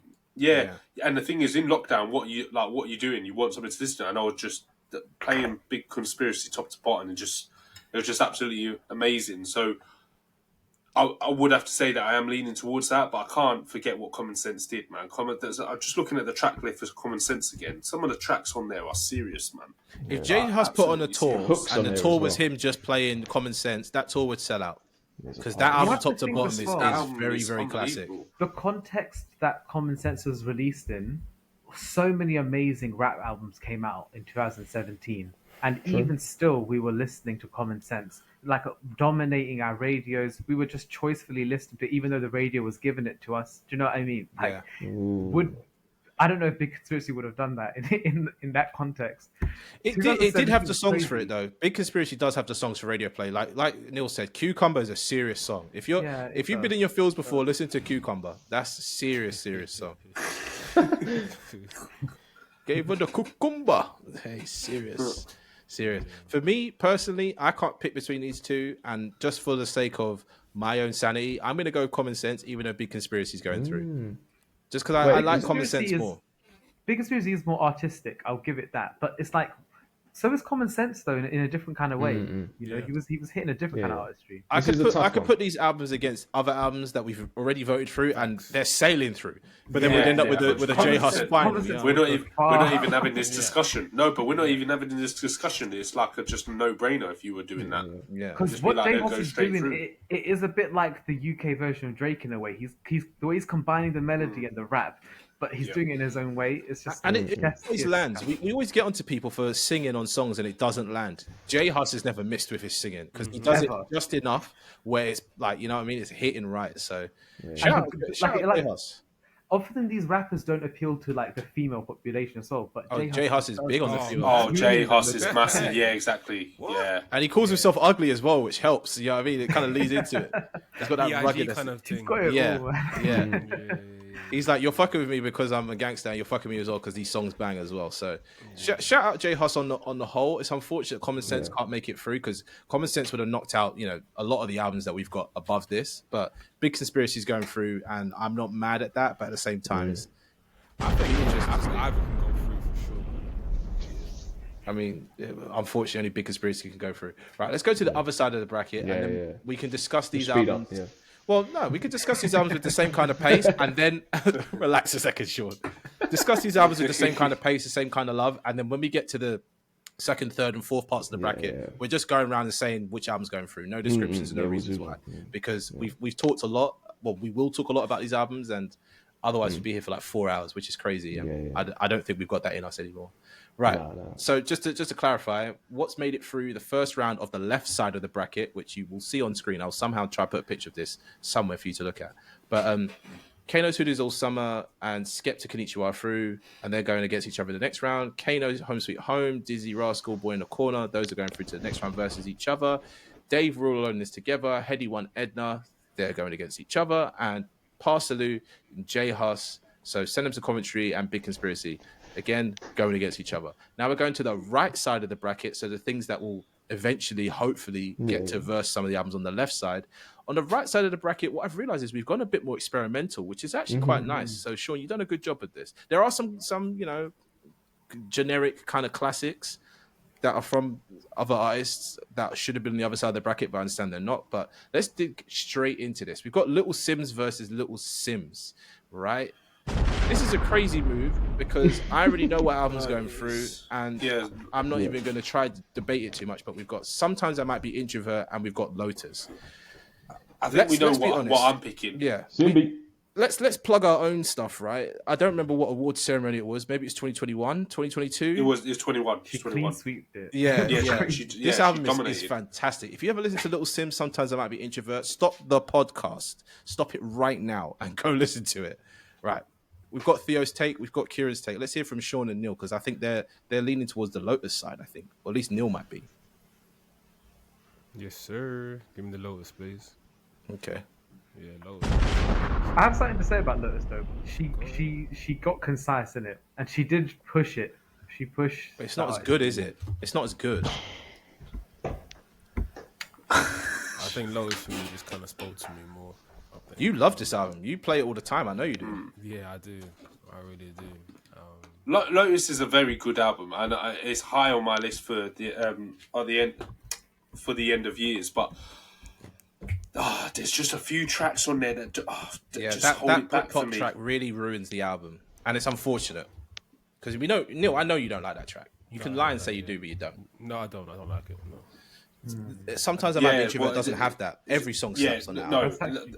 Literally, Simbi from top to bottom just flows like water. Not even trying to throw so bars or many tracks anything on like it as that. well. It is just unbelievable. But it's not even that. It's the interlude, the creativity. Every part of it flows into it. Everything about it. Everything about it. It's true. The interludes are fire, man. Like, imagine an album being that fire, where you go through it and then the interlude gives you this nice, relaxing break from what you've just heard, and it just goes into the next section. That album is chef's kiss. You come away from that album with a very good picture of who Little Sims is. 100%. 100%. You come away and you go, I understand who this woman is, and it's fantastic. Yeah. Because that end section, when it goes from, was it Misunderstood, and what's the last track as well? I can't even remember. Misunderstood's the last one, but what's the one? But no, how do you get here? It's the one beforehand. Those, just to finish off like that, it's just, I'm sorry, it goes full circle. It's just absolutely. Also, let's be real. Inflow as well. Like he's a goated producer in this country. He's at peak form in this album. This album's iconic to me. The whole look of it, the Alice in Wonderland kind of vibes. It was a very big moment, and coming off the back of the pandemic, this was a great album to release because it was the time where people were listening the most. Because we still had those down periods. Stuff wasn't really open like that. It was hard to get outside. But this album made me feel like okay, Yeah, the crazy thing as well is we've spoke a lot about bodies of work being concise and refining and all this sort of stuff. This album's over an hour long and it does not feel it. Yeah, it's very maximalist. Not drag. Yeah. There's nothing I'm taking away. Yeah. But it's why it doesn't drag as well. It's so cinematic that you actually feel like you're sat, you're watching a whole cinema experience, taking that whole story of who Little Sims is, and you just it's just breathtaking. And the thing that got me is that I was never getting bored of that album. That album, top to bottom, I was never getting bored. It's just absolutely fantastic. Yeah, and I think it had pop appeal as well. It had a couple songs in it that had pop appeal. But that's where I feel with Lotus. As much as I love Lotus, it doesn't give me that same feeling Simbi does. Nah, there's near. Just one or two tracks there that for Lotus that just hold me back from feeling like that. I still think that she's reached some of the highs, but it's not Simbi. Come on, Neil, talk up Lotus for us. Talk to us about why Lotus is so good for you, because we're not going to do it. When I listened to Simbi, a couple of years ago, I kind of skimmed through it, and not in a bad way. Not to say that it's bad, it's not that at all. I just wasn't in the right space to really take it in, and I really enjoyed it because Armani is a massive fan of Little Sims. He's one that actually put me on to Little Sims. But I think when I kind of lean more into like writing and like music and creating my own stuff, and being able to kind of put down your own feelings on the track or make certain songs. You kind of have a different kind of appreciation or newfound appreciation or love for music. and then seeing Little Sims with her rollout and talking about how she was feeling, the difficulty she's faced releasing the song and hearing the content and seeing the track list of what she put out. It was just it inspired me, and it was it's nice to know, like, when celebrities or people that are so accomplished and very skilled, that they're human. Yeah. That they have these they're not perfect, even though they appear to be perfect, and we put them on a pedestal. It's nice to hear that they have their own issues and problems. You can hear it through the track. It's very much, like you said, like a diary that we kind of get a glimpse into, and I love it because she didn't sacrifice quality. She didn't sacrifice the entertainment side of it. She was very experimentative. She played with it. She had fun. She got deep. And yeah, she gave us a good piece of art that we can cherish for a long time, or I can. And it also kind of spurred me to express a different part of myself in my music, which I really appreciate. So hats off to her, because her magic infected me, and I feel like I was able to reproduce that as well in my music. So yeah. That's nice, man. Fair enough. That was making me smile hearing that, man. Yeah, that was nice. But it's good when an album affects somebody, right? And that's why you need this kind of balance of people on the podcast, because otherwise we would just been a little Sims. Sometimes I might be introvert, clean sweep, but it was nice to get that kind of viewpoint on it. But unfortunately, it's not making it through. But I think maybe versus other stuff on this, it would have made it through to the next round. Which is there is I mean, the one thing I just wanted to add, because I think Neil makes some really good points, but I do think that there's an argument to be made that maybe Sims is a better performer now, and maybe more of a risk taker. Delivery now, yeah. for sure.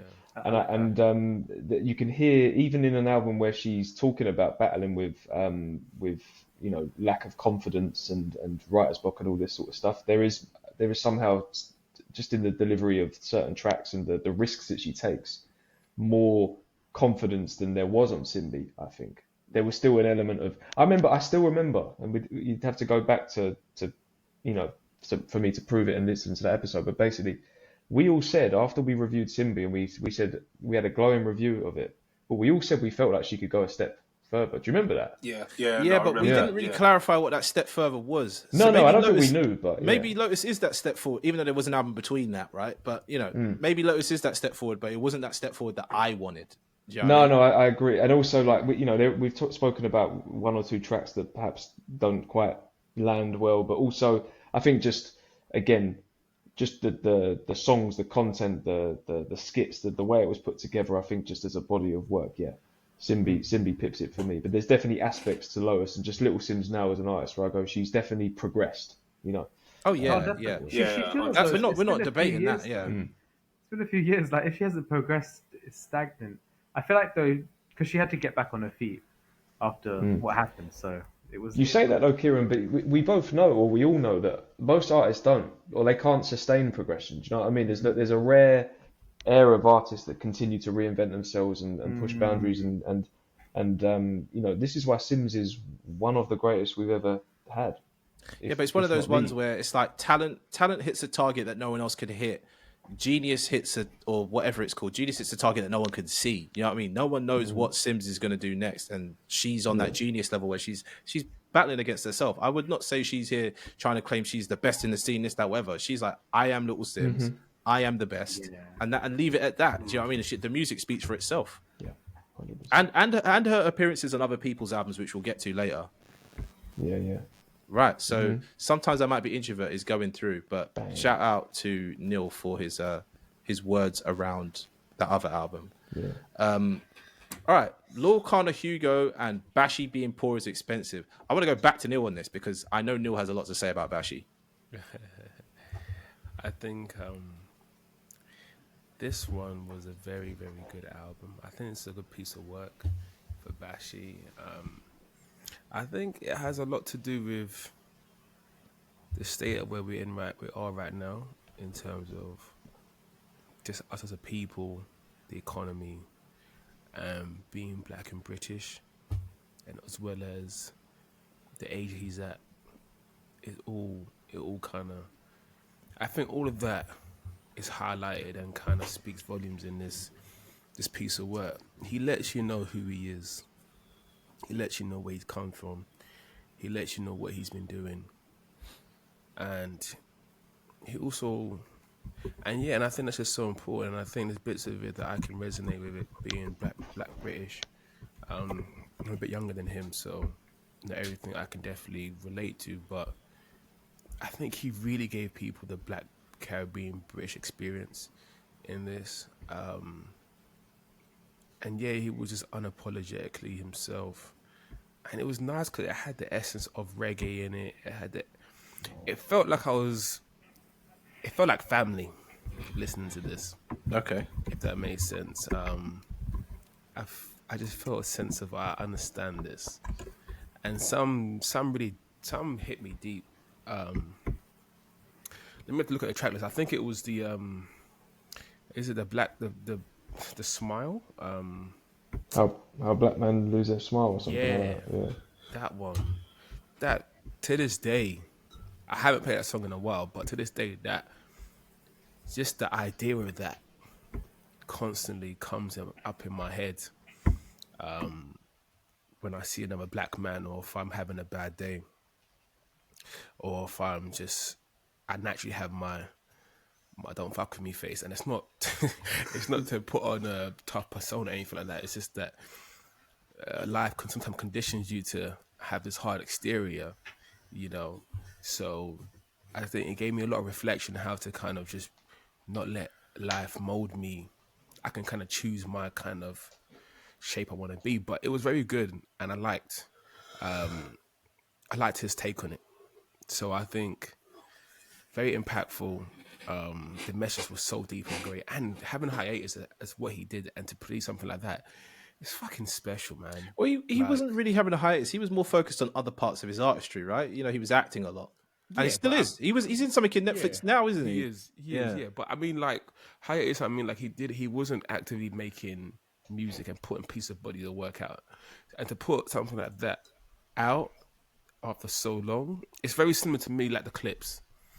Okay. You know, yeah. Taking so much time out, and you guys brought a high quality product back to us. And you've kind of brought in something new as well. You didn't just do the old stuff. You brought in something new, something thoughtful, something pushing the boundaries, stretching minds, making us think, giving us something that nourishes our souls and minds. So I think that's why I got to give another hats off to Bashi for that. So yeah. Sorry, I went too far on that one. No, you're good. You're good. Good. We need someone to talk about it, because I think, if I'm honest, I haven't really listened to this album as much as Hugo. So I know that Kieran likes it a lot. I know Theo likes it a lot. I know Sean likes it a lot. So it'd be nice to hear kind of what you guys have to say about both projects, but kind of lead with Bashi, I guess, first, and then into Hugo if you want to talk about Hugo as well. Yeah, I don't mind going. I think one thing I'd say, and this is another one for me, conundrum. I'm still not 100% what I'm going to go with, but I think both albums are very urgent for different reasons. I think for both of them, it was like, obviously from Bashi's perspective, Neil touched on it about like kind of being away for a long time, musically speaking, and the impact that had. But I think for Loyal Kana, there was a difference in his delivery and the sort of, I guess, the detail and the honesty in his lyrics as well, that made you, for both albums, you sit up. You've got to listen. You know, you can't not shut off. Every track demands your attention. Both pretty again, sort of concise bodies of work as well. On the production side of things, maybe I lean towards Hugo a bit more. I love what Quez is doing on there, but then Todd the T does a lot on Being Poor is Expensive. But again, I'm trying to. We're coming back to a few things. Impact for me. Being Poor is Expensive. Again, it's another moment, man. It's another moment, and it's still living now. We're seeing Bashi come on like Colours and winning awards and things like that. So I don't know which way to go with this one. I don't know which way to go. I feel like I'm edging towards Bashi just off of that, but it's hard, man. Yeah, I need to hear the others. Yeah. I need to hear someone else who's got big respect for both albums as well. So Theo, Kieran, whichever one of you's. But again, I've heard Bashi's album and I like it, and it's a very good album. But Hugo did something to me when I listened to that album. That album was amazing to me. I love that album. Like I just love Loyal Kana. So I would always be leaning towards Loyal Kana because remember what the whole concept and how he articulated that album from top to bottom, especially with the finish and with like how he felt in regards to his dad. I don't know. That album hit me quite a lot. So It's powerful. I'm always going to be picking Hugo because that album it spoke many volumes that sat with me. And Bashi's album, as good as I thought, as good as I think it is, and what he did on the album, I'm always going to be leaning towards Hugo. So Hugo's always going to be my pick. Okay. Can't get away from that. Yeah, and I feel like Hugo intentionally like switches the vibe a bit more. I do like Bashi's one, but it's weird saying Illmatic as a criticism, but it's like, you know how that tone is just consistent throughout. Like, we're in this world, we're hearing all the diary entries from this, but I feel like I don't know, Hugo just, it feels like an album as opposed to like lots of songs about similar things. Okay. Yeah, I'm in the same boat here. I like Bashi's album when I listened to it, but I feel like at the time it didn't hit me at the right time, so it didn't stick. And weirdly, I wasn't a big Loyal Kana fan, but I like the last two albums quite a lot. I like the most recent one more than Hugo, but just based off that alone, that's why for me Hugo's going through, because I like Hugo more. So I feel like we've had 2 votes for Bashi and 3 for Hugo. Am I right? Yeah. I think I talked myself into leaning a bit more towards Bashi. I know that you all know how much I love Hugo.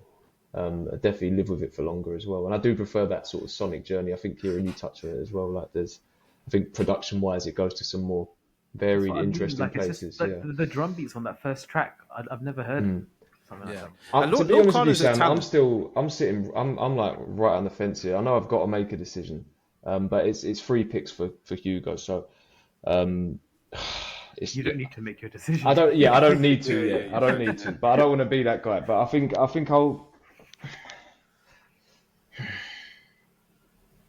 going to say Hugo. It's in my gut. Oh, okay. Fair enough.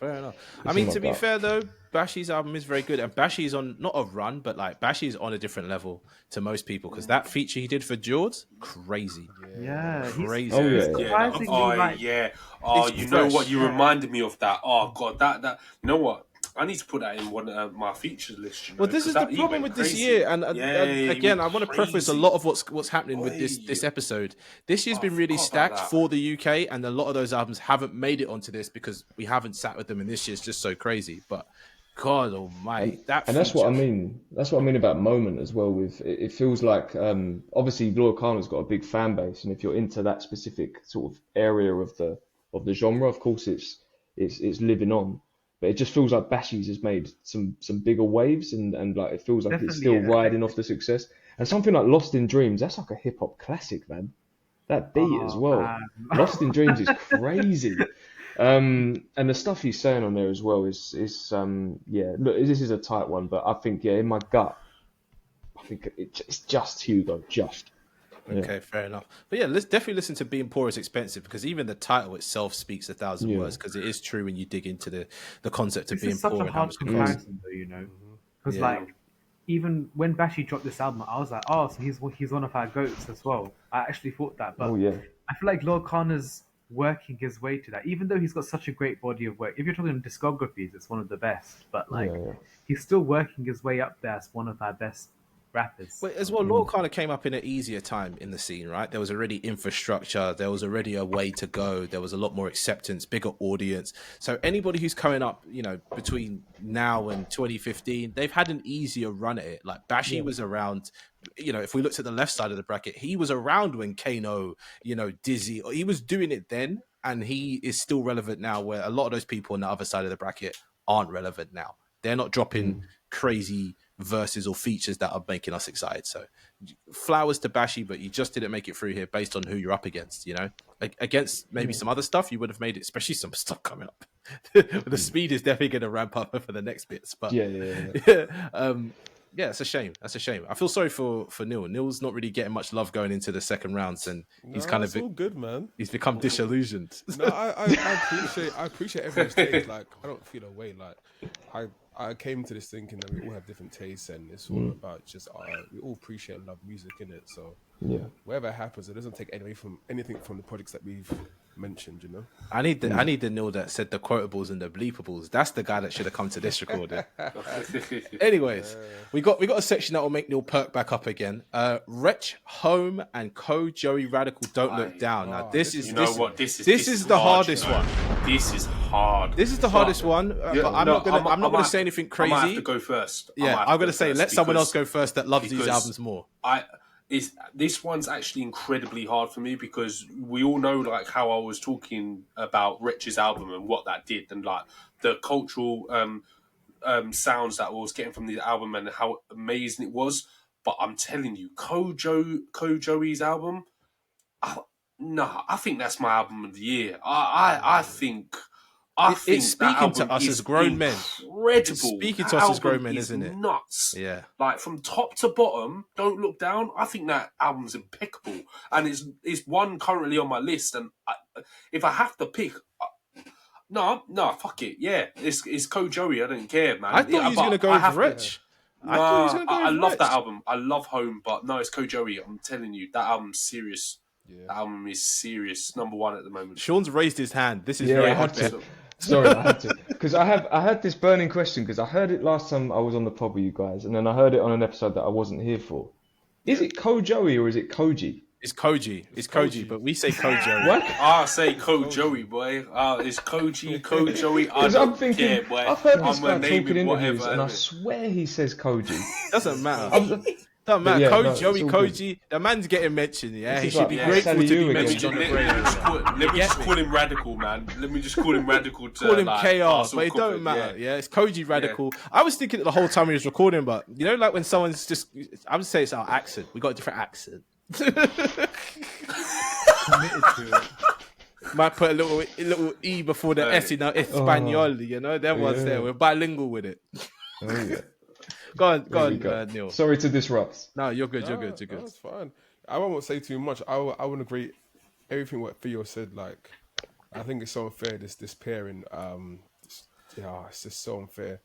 But Koji took it for me. Like, I really like how he did the concept and how he did this kind of the skits and like. I loved it. I think from top to bottom, it was really, really good and really well done. And yeah, it's one of my favorite albums of the year. So is Wretches as well. Like before Koji's came out, Wretches was in my top 3. I don't know if it is now. So yeah, Koji's there now.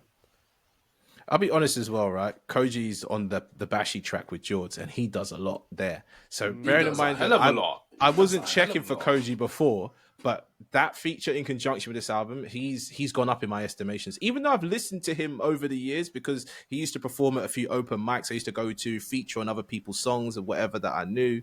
But now, yeah, he's in a different bracket. Excuse the pun. And the thing is, sorry. Go on. I feel like on this album, I always respected him because he was like cool. He's taking rap seriously, like rap, not like grime rap or drill rap.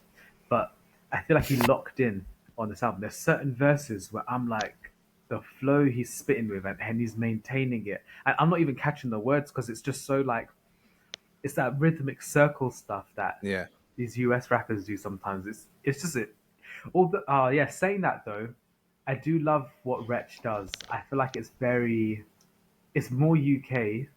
Maybe I shouldn't say that, but it does feel more UK to me. And it feels super authentic and relatable. Whereas Koji's one is like, oh, I see what you're referencing and you're doing it so well. So I'm not going to put that down, but I don't know. Does that make sense? No, it does. We have to give Wretch his flowers because Home is an incredible album. I just think the cultural references that he puts into that album are just like that Windrush track. I'm telling you, that track is unbelievable. I feel like, Theo, maybe you understand this album the most. What is the themes of Don't Look Down? unless anyone else understands it. Like I'm just I just feel, masculinity, dealing with love, adult life, that kind of the growing pains you It's have. Because grown obviously, man, yeah, yeah, exactly. when you're a yeah. teenager, the growing pains are, becoming yourself and, finding out what you're into, da da da da da. But when you're an adult, there's that second growing pain of letting go of who you was when you were younger and realizing maybe that wasn't the best for you and trying to be better because you have kids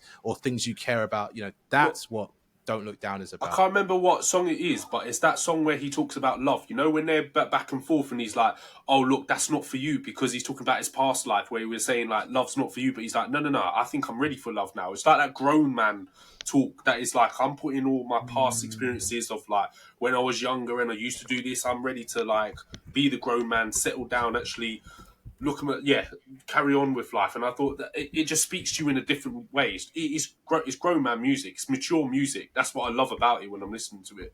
100%. 100%.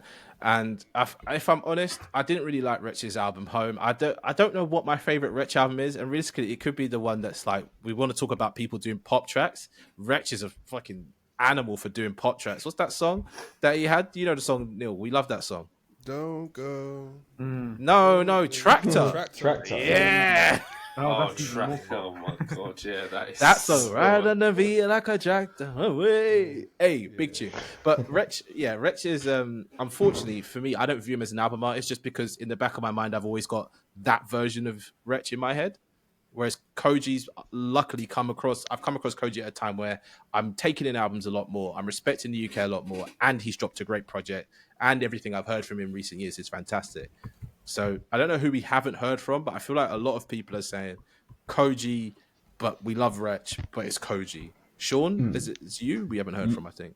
Yeah, no, I won't add too much more, but I think for me, I listened to a lot of Wretch over the summer, especially, and really, really like that album. But I think as time's gone on, I'm not going back to it as a full body of work and maybe more picking tracks. Whereas with Koji, although I haven't listened to it as much, particularly because it's newer, I feel like every time I do, I have to listen to the full body of work, and that says something about it. So if we're talking about albums, I'm gonna give it to Koji, but it's a tough pick. It's hard to pick a certain song from this Koji one though. I actually trying to think, but I can't think of them. But yeah, and I'll pick it as well. It's a strong album. Fair enough. Okay, so Koji's going through there, and now we're onto the section which I'm calling the "What the fuck is this" section, right? Listen, but we covered these albums when we did like one of our first episodes. And what did I say back then? What did I say? Right, all right. So let's just, you know what I mean. I would snip a clip in if I could be bothered to edit that much, but I can't. Yeah, we got Jest, Return of the Drifter, and we got Kalashnikov, The Sagas of. It's Kalashnikov for me, man. Kalashnikov for me as well. Yeah. Sam, the way your mouse was like The Sagas of what? You get it? I thought it was cut off. No, but listen, look, we have to. I know, like it's shits and giggles and all that, but at the same time, no, this is the grey area. No, what listen. the fuck? Not shits and giggles. Yeah. I'm joking. Listen. Carry on. You know, we're talking about Sims, Lil, exactly. Yeah, these guys here, they were the sort of in between when UK hip hop was very much trying to be American, and then when we get people like Sims and Lil Kana and Koji, and so I think we have to give them their flowers. Look, it's not these aren't the greatest. I wouldn't put them in the sort of personally like the top 10 greatest UK rap albums of all time. So how did they get here? Don't worry. But yeah, no, I think Kalashnikov just. I would go Kalashnikov as well. Yeah. That It's was 100% Clash. more memorable. It's Kalashnikov. Yeah. 100%. Both good albums that have aged. Like I listened to them both fairly recently. Both aged better than I thought they would. But I just think Kalashnikov, there's a bit more charisma and a bit more substance throughout the album. I think we spoke about when we did the UK album talk way back about the sort of the use of patois and all that. I think, I just enjoyed him as a performer more. And actually, I just want to quickly say something. When we were doing that episode, I kept using this word authentic, and I was listening back to it. I was like, it sounded like I was disrespecting some of these sort of earlier artists and pioneers and that by not calling them authentic. What I meant was, I guess we were still, I think, from a UK hip hop perspective, still trying to really find our own sound. So I didn't mean they weren't authentic in terms of like their stories and what they were talking about, but in terms of like sounding UK, if you get what I'm saying. That's what I meant there. User probably like, what the fuck? I don't even remember you talking about that. But when I listened back, I felt like I was being a bit disrespectful to some of these artists. Yeah, no shade at all. Definitely give them their props. But yeah, Kalashnikov for me. Yeah. Okay, so we got 2 for Kalashnikov. Neil doesn't have a pick. I can tell by his whole demeanor he doesn't have his pick. Yeah. Do you not know any of the any Kalashnikov songs, Neil? Nope. No, I listened to Murder. Murder's the big one. Murder's Yeah, the that one one. to listen to. That's the one. So this is the thing, right? Some of these, like I said, I'm not going to have a vote. So but it's now 3 people having a vote, which will still work out, which is okay. But I Kieran, thought what you are liked saying? Jest. He's Yeah, I on like Jess, but it don't matter. Kalashnikov. Kalashnikov. Not got anything to say to add to that, no? No, but look, the thing is, when you listen to Kalashnikov, you'll start to realise why. When you hear artists like Kano, you realise where Kano comes from and where his influences are. When you listen to Kalashnikov, that's all I'm going to say. Okay. Well, let's put that through for now, and it will quite promptly drop off in the next few rounds, so that's fine. Right, let's get on to what I'm really calling the biggest bullshit section of this. We've got the streets, yeah, original pirate material, and a grand don't come for free. The white section, man. Just, I don't know why it's even there. Sean keeps trying to force us to be diverse. Honestly, I don't think the streets is a good rapper. Like, it's just like, like I can't put my finger on it, but I don't like the streets.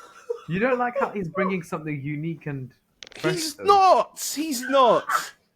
Weird Al Yankovic brought something unique to the game. The streets is boring. Like,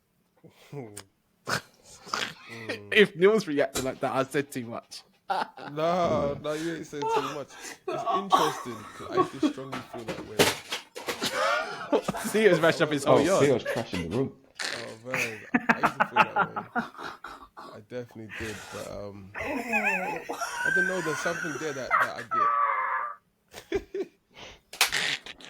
get. We've got to that time of the night where it's a bit loopy. Yeah. Come on, Neil. Carry on. No, I'm just saying. I hear what you're saying. It's been a mystery to me. It's Theo, man. Carry on. I'm gonna mute myself. No, it's just a mystery to me, man. Because like people really like him, obviously, and that's cool. Everyone can like what they like. I don't get it as much as others. You know what it is? I don't feel like there's anything to get, bro. I think he's rubbish. I swear, I've had the same opinion the whole time. You could go back and check. I don't rate this guy. I really don't think it's that. Me. What's that song that everyone loves that goes in the club that everyone raps? What's that song that People everyone rap sings in the a club? street song in the club. Which one? Like in the club, everyone gets gassed over, and everyone knows the lyrics to it. What the fuck? This guy.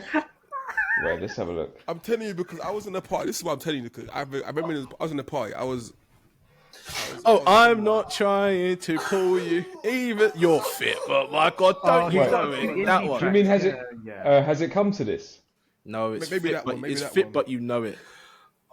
Oh, I it don't is know fit, about but you that know one. it. I tell you what, though. I tell you what, right? He had a song in Kidulthood that slapped. That blinded by the Blinded by lights. the Lights is a good one. Yeah, but he ain't it, man. Party and everyone knew the lyrics to this song, Dry your eyes. and I was like, Is it Dry Your Eyes? No, that's not. I don't even know. That's not getting played in the club. I'm being honest, yeah, right? I've been really honest. I'm looking at what album I know better than the other, and it could be because of Blinded by the Lights and Fit, but you know it. A grand don't come for free is what's tipping the balance for me, but I don't rate this guy at all. I just don't. Stop laughing, Theo, man. You get on my nerves. Where is this guy? He's not even in the camera anymore. It's Blinded by Your Lights. That's what it was. Yeah, that's the one from Blinded by Your Kidulthood. Lights, yeah. They're all That's when walking in the everyone was street rapping. and she's all pregnant and she's hitting herself in the stomach. You remember? Yeah, you remember yeah. that bit, Neil? You remember that bit?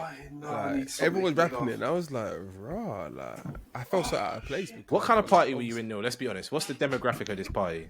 It was actually mixed, you know. No. No, it actually was mixed. It worked, generally it worked, was it like it was people from all over. Like, Nah. There wasn't. Well, how a old were majority. they? How old were they? They were our age. I don't know what's going on with this.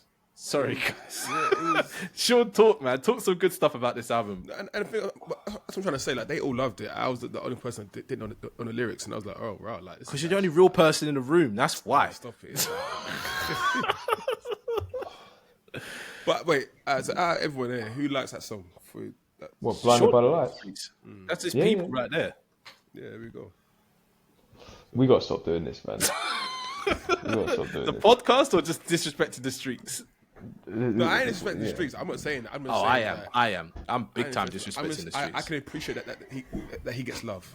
Sean, I wait, can ground appreciate this, that for man. sure. Which album's better? I don't know. I feel like the singles are better on the second album. I think there's a misconception though that I'm not like a big Streets fan. I just like recognise the impact and the influence and try to branch out in terms of the sounds. Like these are only the really two albums that I know well and that I like, but I'm the not only like two he's got, super- isn't it? I don't really listen to them like that. But for me, like just to keep it brief, because I know like I'm looking at the time. Forget about the time. We need to worry about But, Theo. Theo's gone. I think Yeah, that I'm better now.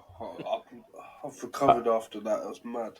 I think that A Grand Don't Come for Free obviously had massive hits, and as a concept album, again we're talking about cinematics a lot tonight. I think it's pretty impressive, especially for like, when it came out and whatnot. There wasn't many artists from this space kind of making like concept albums like that in the way they were. But if we're talking rap and what has the rap records that I prefer and that I think just is a better rap album, it's probably Original Pirate Material. Yeah. To be fair, So- though, I'll give the streets his credit. Pirate radio is a massive part of UK rap culture, and I believe he was a big deal in pirate radio. Yeah, I didn't really have much access to pirate radio, but yeah. So Mike I'll give- Skinner's well respected by a lot of people, and I think here. we touched. Yeah, it's crazy, man. It's crazy. I get like we don't like that certain like music isn't for us, but we got to put respect on some of these people's names. And I think the thing we spoke about with the streets when we last touched on them with the UK rap album Goat List, to come from the Midlands and put that part of the country on the map, and to do the whole sort of spoken word thing as well, and really come with a style that was unique. I think And that. linking in that garage, that's become trendy Yeah. again in rap. Yeah, and to think like Original Pirate Material, this is a year before Boy in the Corner as well, so we're kind of in this sort of in between stage of garage and grime. So I think that I think that one pips it for me. But yeah, I wanted to give A Grand Don't Come for its props as well from like a concept perspective too. Yeah. And now Theo's kind of back with us. Maybe we should go to... No, Kieran already said he doesn't know what to pick, right? You already said you kind of don't know what to pick. I actually don't know, but I hear Sean's points, but it's like, do I just base my vote on Sean's?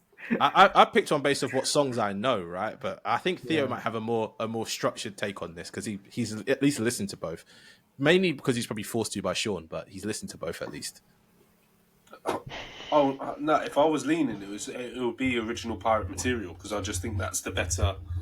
I can't say it's the better album because obviously the hits are in the second one, but I just think as a body of work and what it was actually based on, that's the one I would lean to. That's the one that I think if you're picking all the Streets album, that's the one that you lean more towards because that's what I think.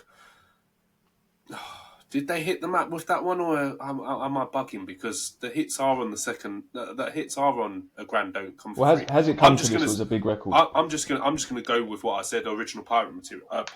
If I had to pick, that's the album I pick. Okay, well that settles it. It's Original Pirate Material going through, and again, it will probably drop off very soon after. Let's try to get through these last 6 with some speed because I feel like we can kind of not discuss this versus this. We can kind of just go, I think this album's better. So, Slow Tie, Nothing Great About Britain, Young Father's Cocoa Sugar. I can see what you're trying to do with this one, Sean. It's kind of like the alternate weird kind of dark rap kind of vibes. Yeah. I don't know which one's better, I know which one I prefer, but I don't know which one's actually better because Young Father's, is that the one with the scary album artwork? Yeah, that's the one with that weird artwork. But it's not even, we were going to it's pick not that as one, well, no. but then we went with the more rap kind of focused one. No, that's still scary. Sam. It's got the weird face. Yeah, go on, carry Well, on. there's like 2 or 3 of their album covers that are pretty creepy, but it's the one. Do you remember that art piece you showed me? And it's like, where's this from? And I sent you. Yeah, I think it's that one. What we're referring to. with the face. Yeah. Okay. I like this album. I like Cocoa Sugar, but I also like Slow Tie. You know, I'm a big fan of Slow Tie because I found him early. But yeah, come on, people that know both projects. Now's the time to talk. I know Neil has nothing to contribute to this section of the bracket. He's looking at it like I don't even know what those are. I'm saying Slow Tie if I have to pick. Nothing great about Rin. Tea and biscuits. That's not even on. That's not even on streaming anymore. You know. That's not? actually the deluxe version as well, Theo. It's not even the actual album. Oh damn! Because I remember I was late to Slow Tie. Remember, you were all listening to Slow Tie. I was the one who hadn't even tuned in. Then I started listening to all your stuff. I was like, okay, I see what everyone's talking about now. Now, for a long time, I kept trying to get. No, actually, I think I just played Sean Tea and Biscuits once, and he was like, "What the hell is this?" I'm like, "Exactly. It's crazy. I remember that. Different." But all right. So we've got one vote for Slow Tie. Kieran, where are you leading towards? I'm gonna pick Young Fathers. I feel like there's certain tracks on there that transcend a lot, like Tremolo, for example. And I just like what they do in general. I feel like they dance on that pop, rap, indie sphere really interestingly. It's quite hard to even place what they do, but they definitely do rap. We got Sean, who will be able to talk about both.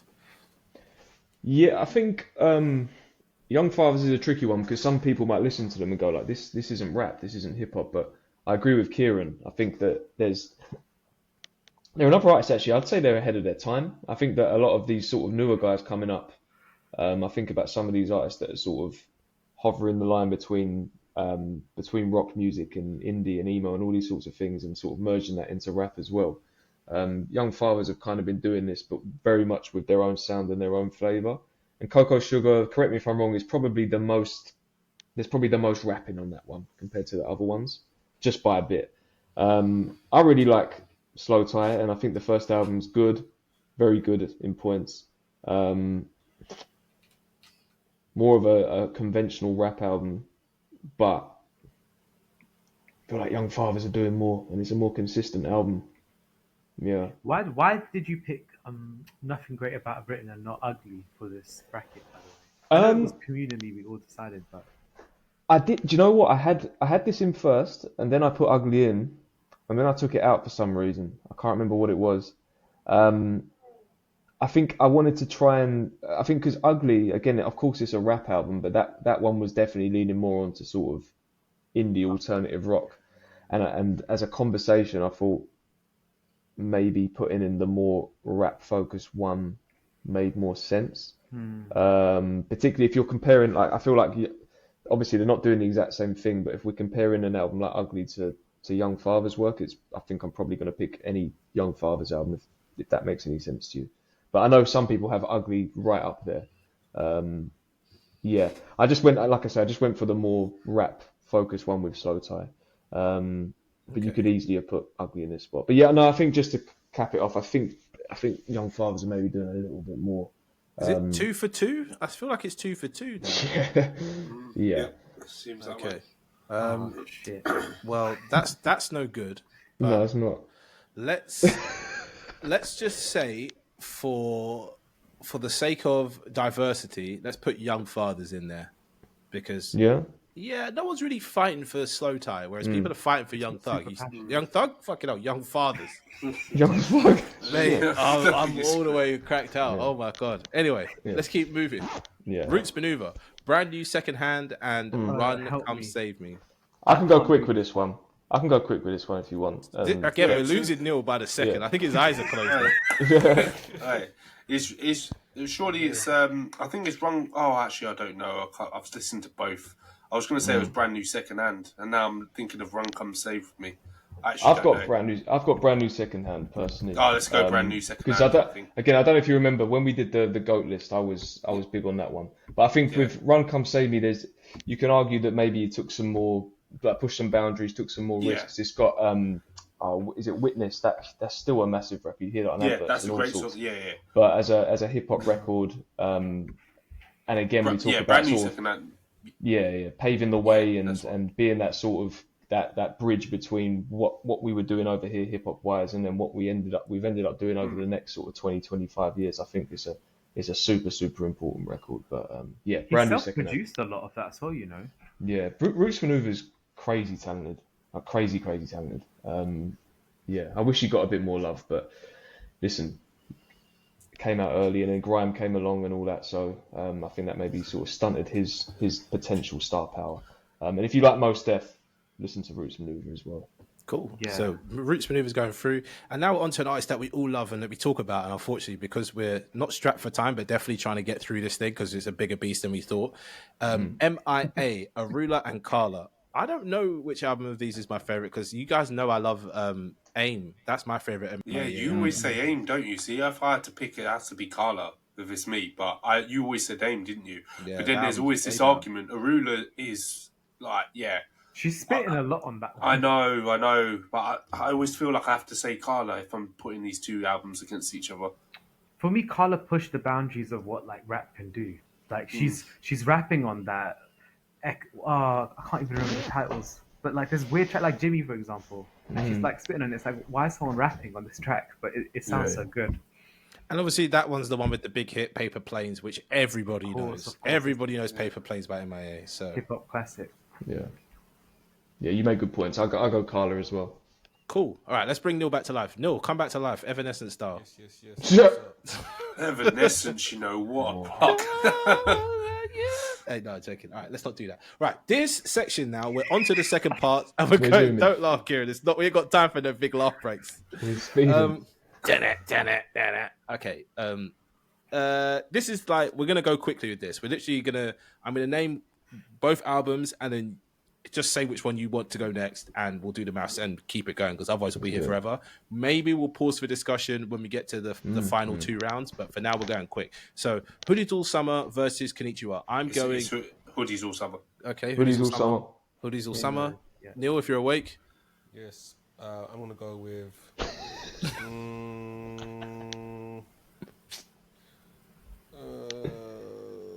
Hoodies All Summer. Okay, unanimous decision. Hoodies All Summer's going through. Home Sweet Home, Dizzy Rascal Boy in the This Corner. is actually hard, you know. Flipping hell. You ain't got time for hard. Boy in the corner. What's the gut feeling? I'm hearing a boy in the corner. Can I get another boy in the corner? Kieran, I know you want to say it's Home Sweet Home, but you feel like you want to say boy in the corner. I'm saying Home Sweet Home. Jesus Christ. As much Okay. as like Boy in the Corner, no, I'm saying Home Sweet The Home. vote split. I'm going Home Sweet Home. So that tips the balance in favor of Home Sweet Home. Now Neil and Kieran, you got to tip the balance some other way. Home.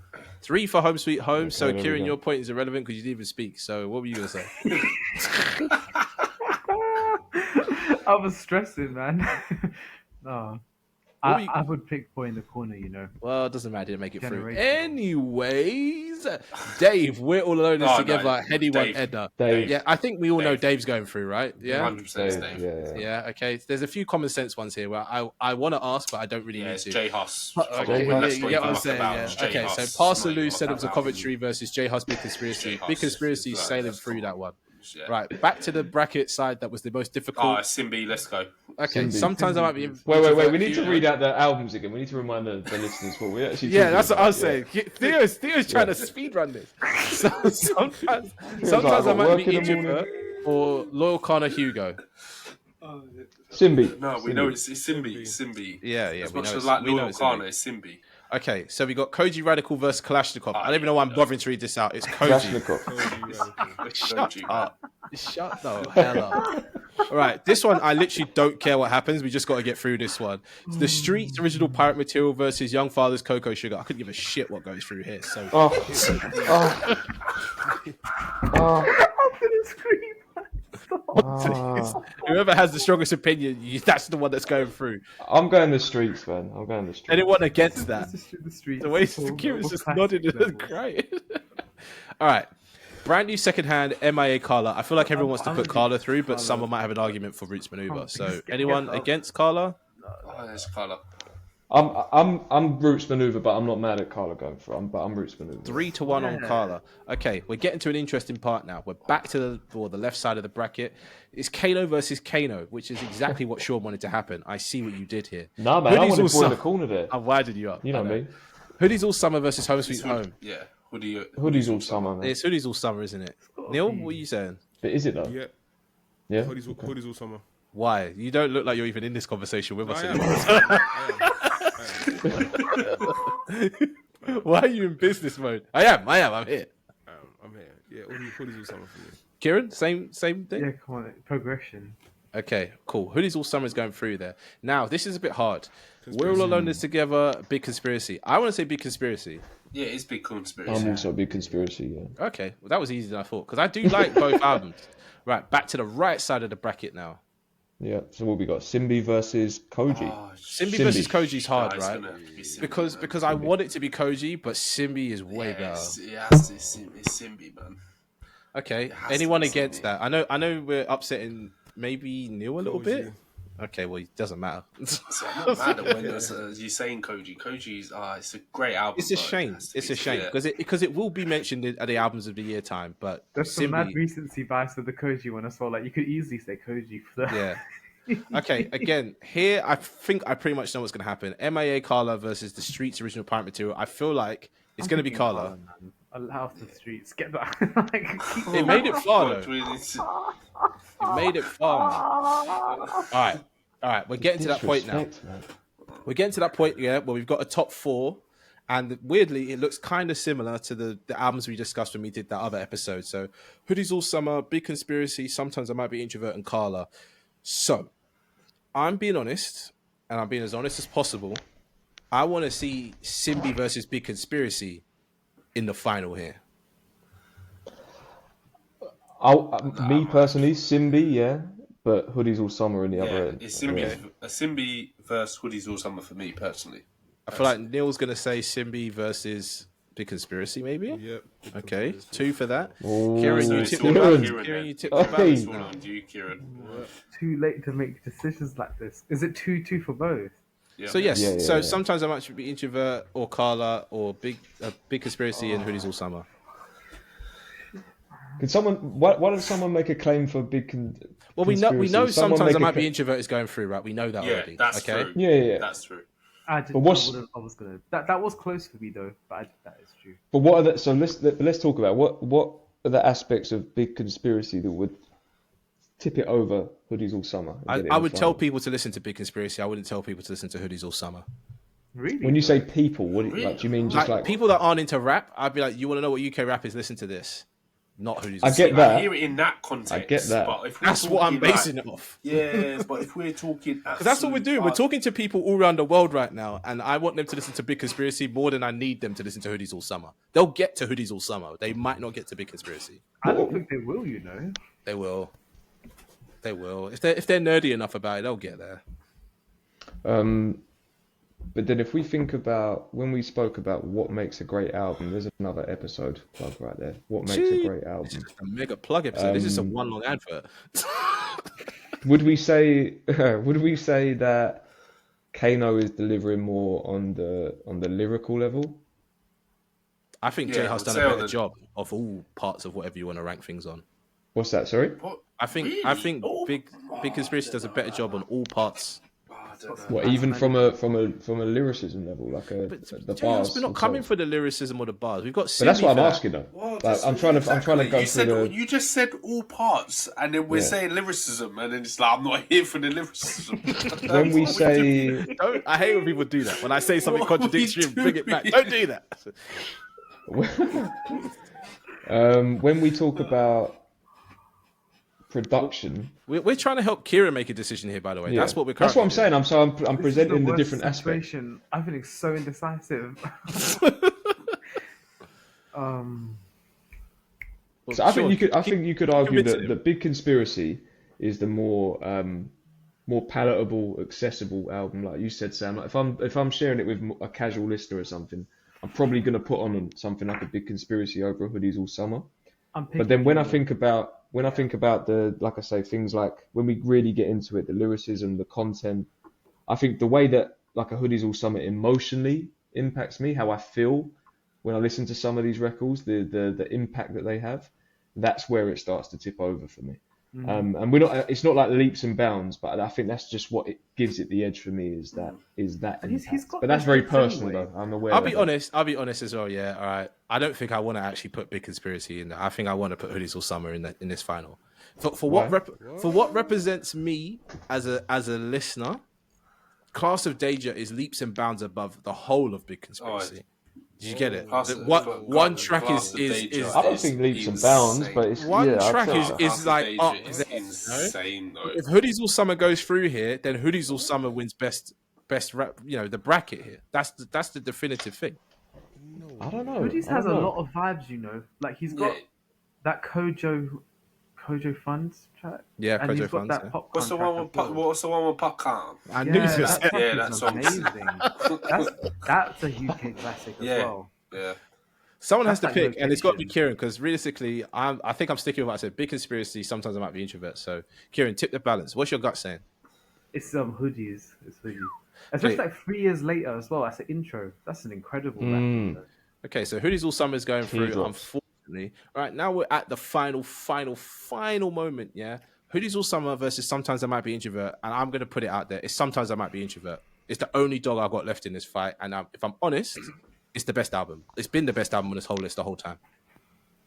There's nothing like hard. Introvert. That intro track in it. It's just an epic.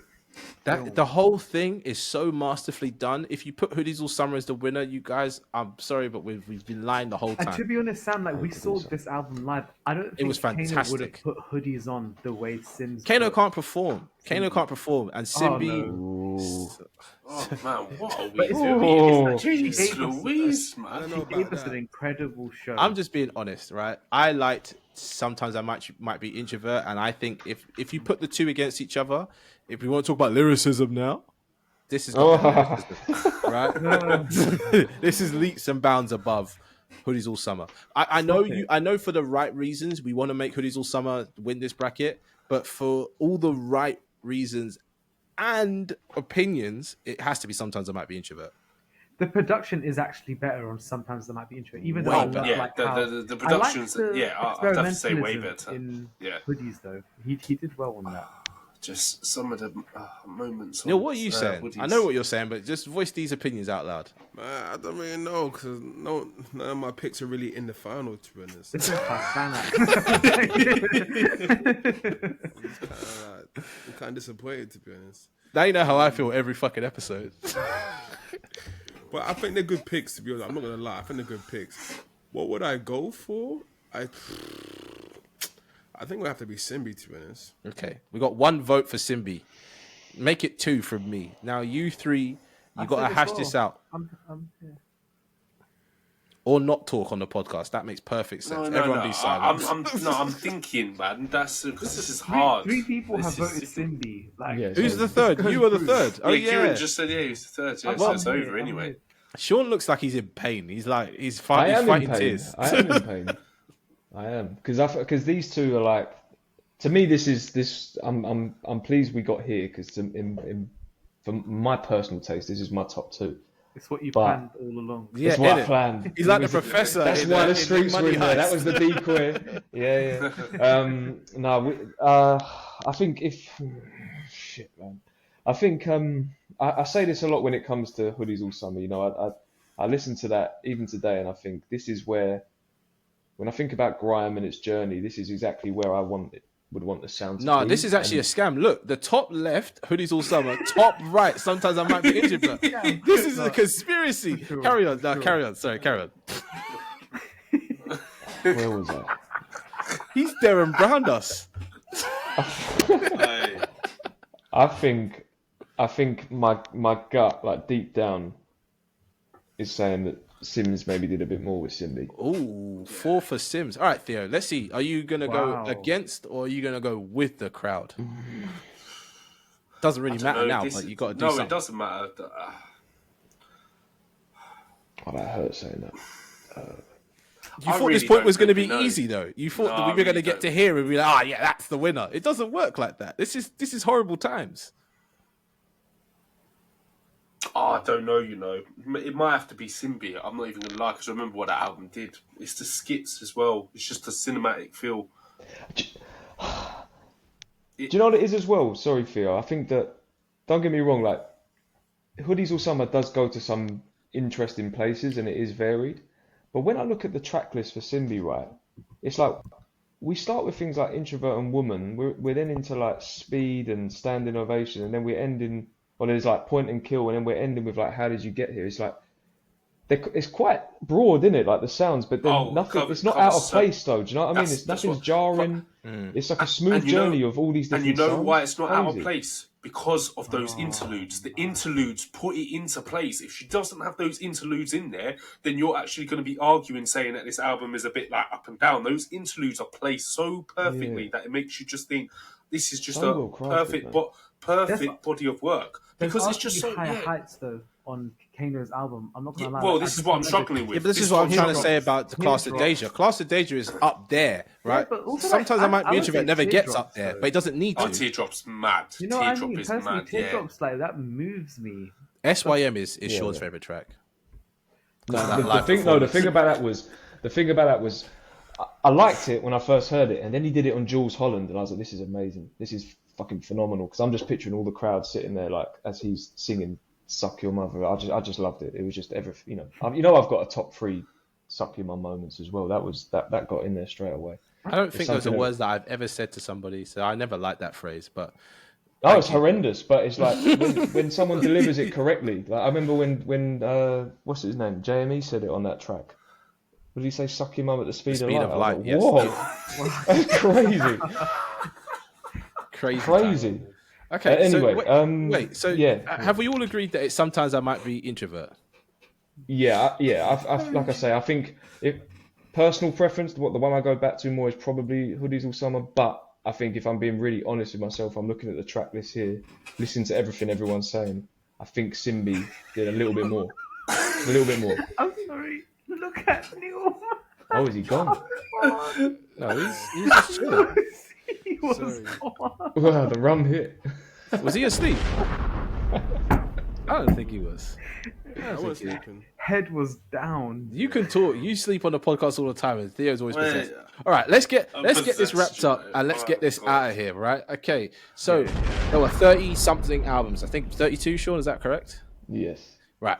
Okay. Too many. Back to the board. 32 albums, and we have crowned Little Sims. Sometimes I might be introvert as the UK rap album bracket, 2025, because this might change in the future. We might update it as we run out of content to record in the future, because that's fucking bound to happen.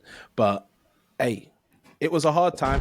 This is a long episode, so if you're all the way back here at the end of the episode, well done to you. I don't know. I don't really know what I got to say. Like, if you're sat here thinking, these guys don't know, they didn't include the new Dave album. Shut the fuck up, yeah? It came out a month ago, right? Give us time. When we redo this, it will definitely be in there. Maybe the bracket will be bigger, and this will be a 5-hour episode. Who knows? No. What you said is true, though, because it's like Cindy wasn't number 1 last time we did something similar. This is true. But it wasn't out, though. It wasn't out. No, it was. It wasn't. Trust me, it wasn't. It wasn't mentioned in that episode, not to my memory. It wasn't. The grey area was mentioned. It was just grey area on it. Yeah. The grey area. Yeah, it wasn't out. Yeah.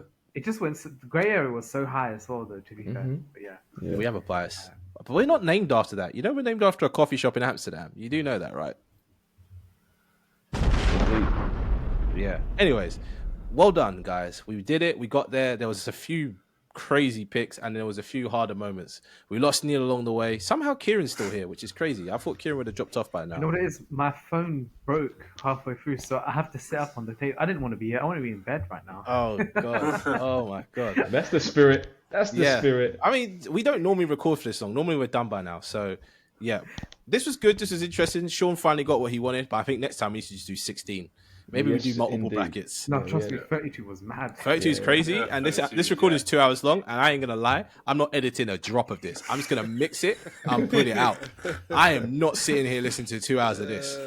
You know what I mean? The person who's listening to all the way back here, well done you, because I literally said these words, and I haven't even heard them again. You are hearing this for the first time. So if there's anything you think we should get cancelled for, talk to all of our respective employers or whoever the cancelling people are and get us cancelled, because yeah, we did our best.